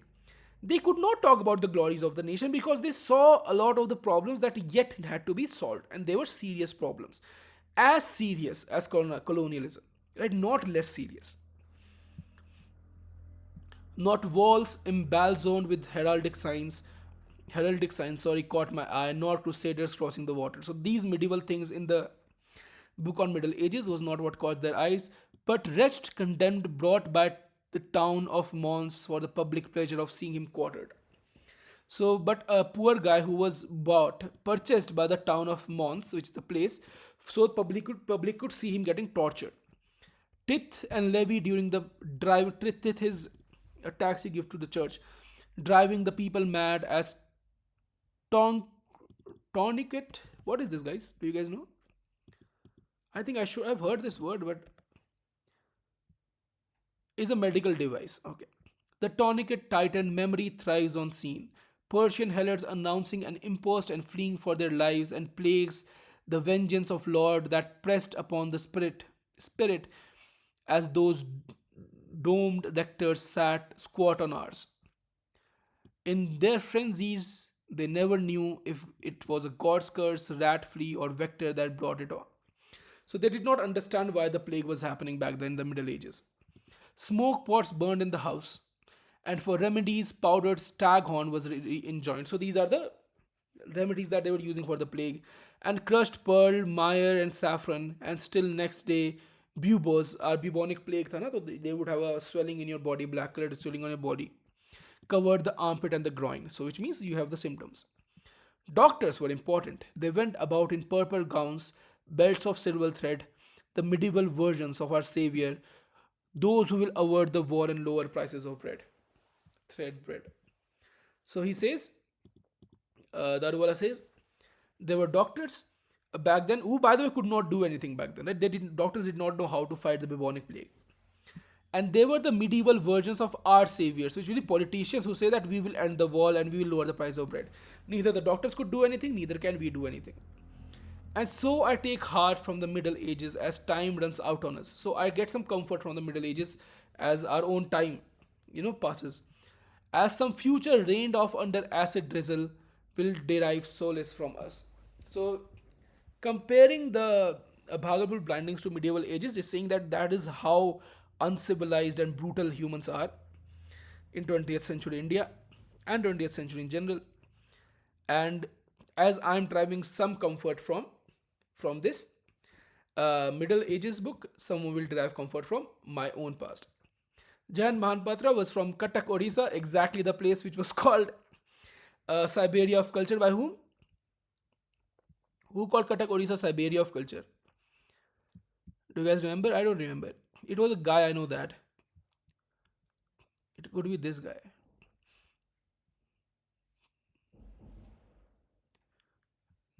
No, do you? This guy. Lawrence Bentelman said that. We're almost done, by the way. I hope. Please don't leave. Right? Let's just get it over with. The poem we'll read is the fable of the first person. Thrown away from the body I own, even I doubt my identity. Who is this? This Jayanta Mahapatra. Between this race and the next, between this sentimental song and another. So this person does not feel that they belong to their own body. They do not have an identity. They feel, and they do not fit a race. Let's look at their race. Is there any mention of their race? Nothing. One would only elevate himself to embody an abrupt tranquility. Right? One would only elevate himself to embody an abrupt tranquility. What does this mean, guys? Any idea? So one would only rise themselves to feel tranquility or peaceful abruptly for the sake of an empty word. Okay, so the empty elevate himself would be to leave this confusion of my body and go towards faith and or religion. Just give me 1 second.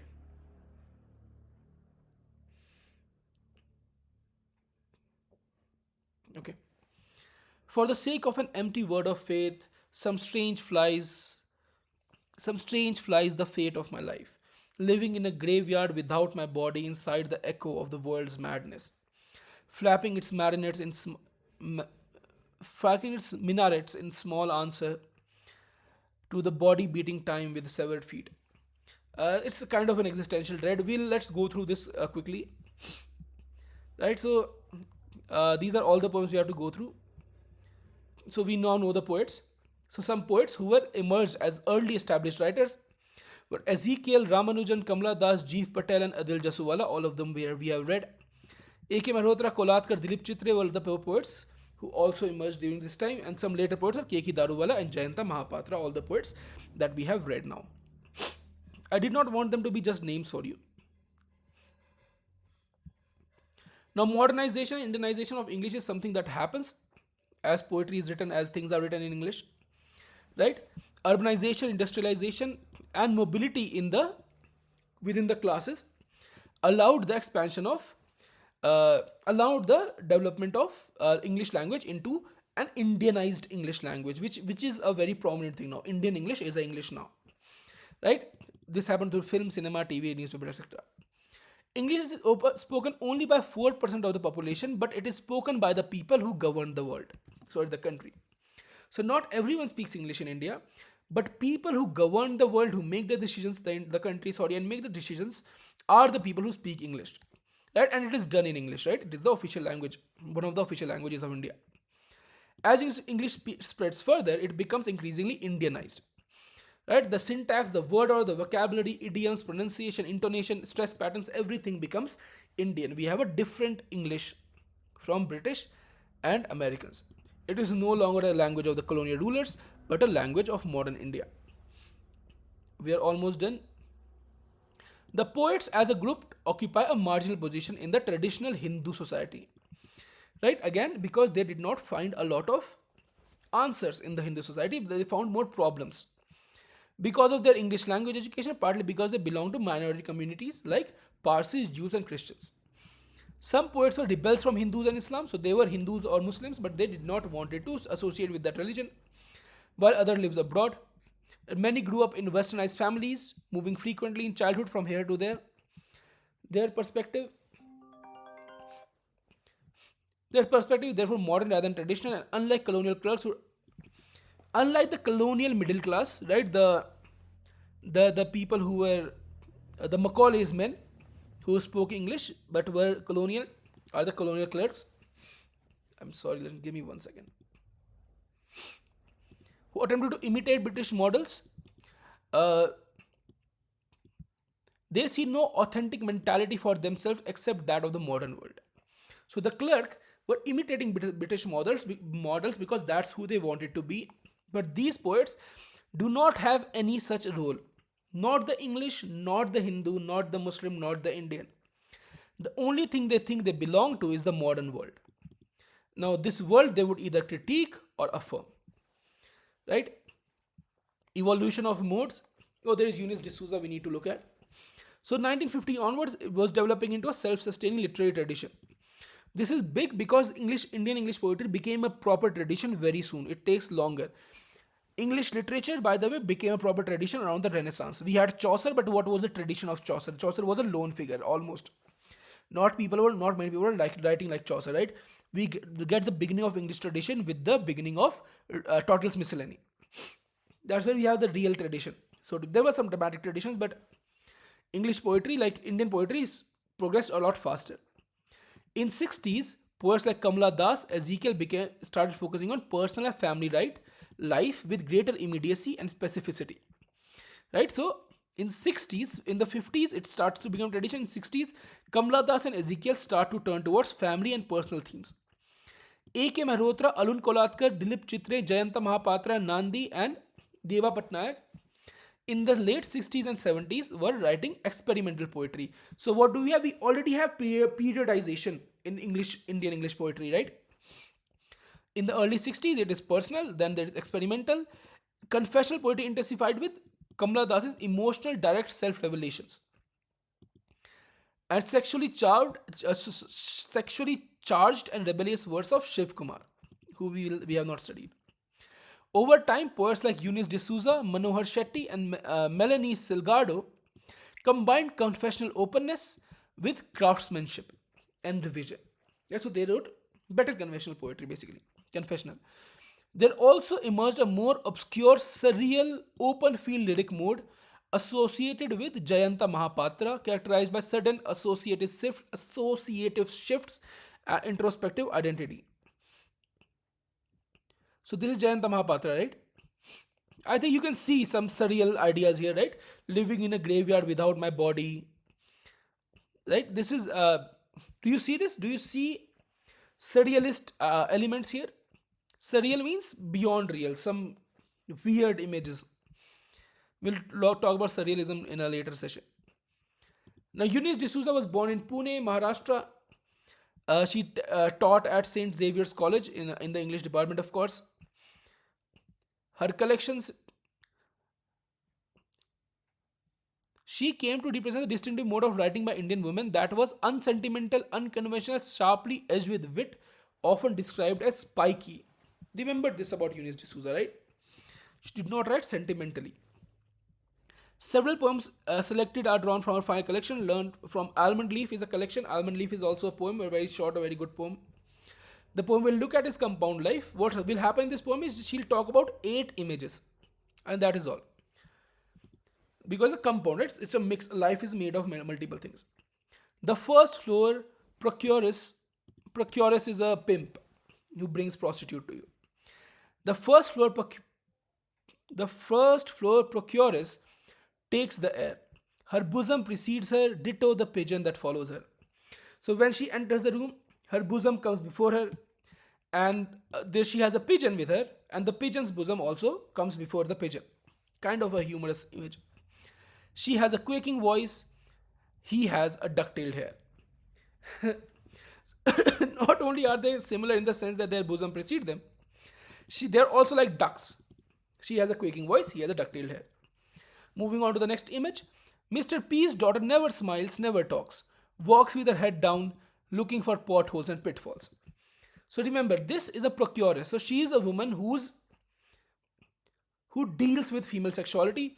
And Miss P's daughter, I think you can imagine this person to be someone who is very repressed because she never smiles and never talks. Right? She's someone who's not allowed to express herself.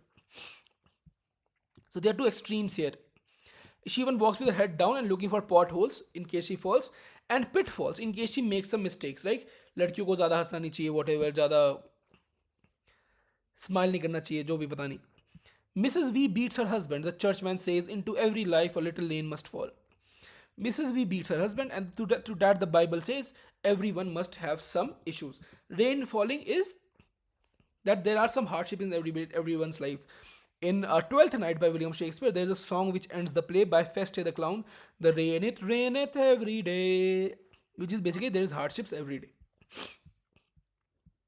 What can trees do in such a place except light their own fires? So she says, wow, that's a wonderful line. He says, what can a tree do in a world like this except, put themselves on fire? The night watchman sleeps through the night. Opening his tiffin, he says, this is a good job, the best I've ever had. And I wish I had this job. So the night watchman just sleeps, eats his food and sleeps and gets paid for doing nothing. Now that is the job to have, right? That is also how a lot of government employees work. A compound full of silver cars. A compound full of silver cars. So in a compound, there are a lot of silver cars. Sky without a single silver star. So maybe pollution, there are so many cars that there are silver cars in the whole compound, but no stars are visible. A bird hovers, a word hovers, a word is a bird is a bird. A word is a bird is a bird is a bird. I love that, whatever this is. Right, so she is bringing a different kind of confessional poetry along with Melanie Silgado. Melanie Silgado will look at born in Bombay to a Roman Catholic family, again studied in St. Xavier's College.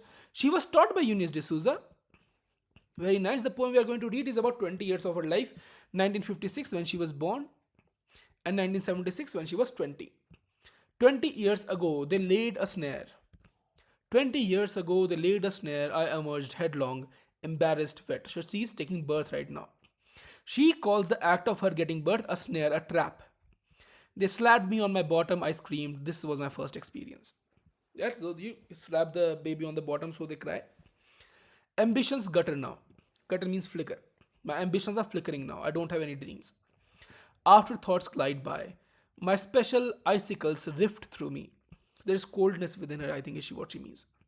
For diet, I scratch out eyes. A little surrealist this is as well. Under my pillow, a lever to manipulate dreams. So she manipulates her own dreams. The insane need to roll up the sky, stand it up in some convenient place. This is to roll the whole sky up and put it in a convenient place. Hang a picture up instead and put a picture there in the sky. A change from God's blank face, the end. So the sky is the God's blank face. It's kind of an existential, a nihilistic kind of a poem that she calls her whole life a trap, right? And she doesn't find any meaning in life, doesn't find any ambitions, no dreams, and wants to get rid of the sky because it reminds her of the God's blank face. Who is Manohar Shetty? Let's look at this. Okay, so Manohar Shetty is another one of the confessional poets. Let's look at him. Manohar Shetty was born in 53 in Bombay, received his education there as well, blah blah blah blah blah. He subsequently moved on to Goa, settling in what he described as an eyrie of a house overlooking the Arabian Sea. Wow, that sounds amazing. The poem we are looking at is Memorial. He was so tall a figure that crossroads, maidans, and public squares would not do him justice. There's some politician who was or some important figure, public figure, who was so tall that crossroads, maidan, and public would not do him justice. He rises now, larger than life from oceans. A colossus in bronze. So his statue is a bronze colossus statue. His misdeeds camouflaged by sheer spectacle. The bad things he did are covered by the spectacle or the visual appeal of the statue. He scares away small fish and dwarfs the starving millions. The fishes are afraid of him. And the many people who starve around the place where he is are too small for him, right? He is too big. But those circling hawks build nests in his outsized ears and nostrils. Birds make nests in his ears and nostrils. So nature does not respect him. Looking down at luxury liners, oil tankers, all in the sea, even tidal waves and lighthouse, he is an easy target for long-range aerial strikes and forked lightning from high heavens. So this big statue is a easy range for aerial strikes or for lightning or attacks of God. Now the long poem is an interesting thing. If you have watched my lecture, the recorded lectures, I've said that an epic represents the consciousness of a whole civilization. There are really no epics in Indian English poetry after the 50s. Right? But there are long poems which act as epics. In response to fragmented short lyrics, several poets turned to the long poem as a means of exploring alienation, cultural memory, and possibility or impossibility of reintegration. Rough Passage is a poem by R. Prathasarathi. And records alienation alongside desire for cultural reconnection.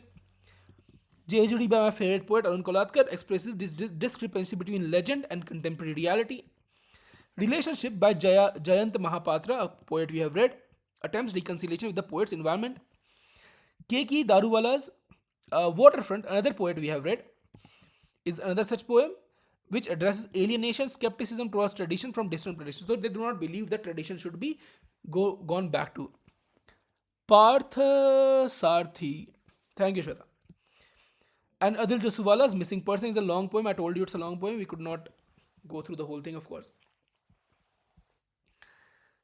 Anti-Savitri. Savitri is not... Is it a post... It's not post-50s, right?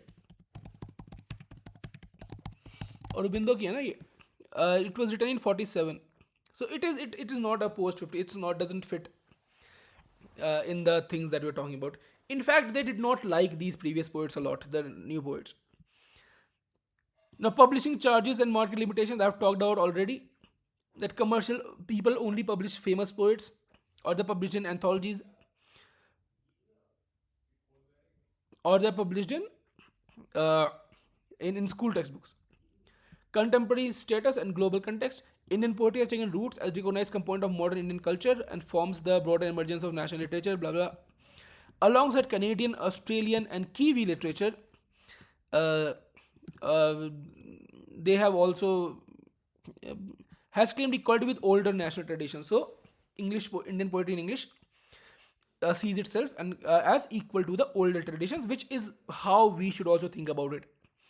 but that's how you think about it. It's up to you. Approximately 30 poets. Now, yeah.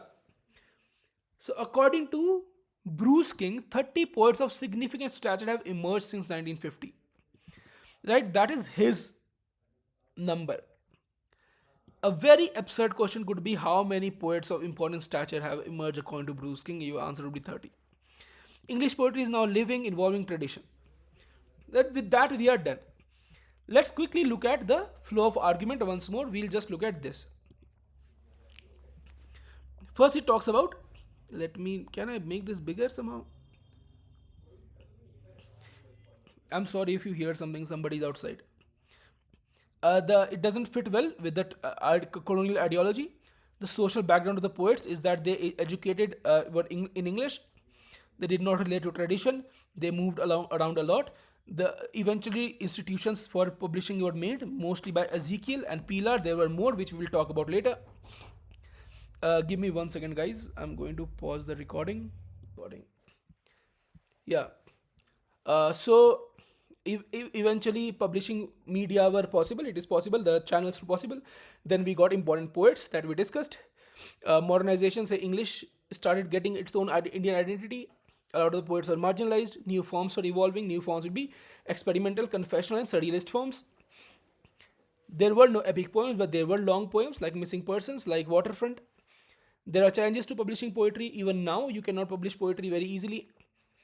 And there is contemporary status of poetry of, I don't know what, I forgot what. Yeah, it is considered to be equal to the current status. With that, we are done.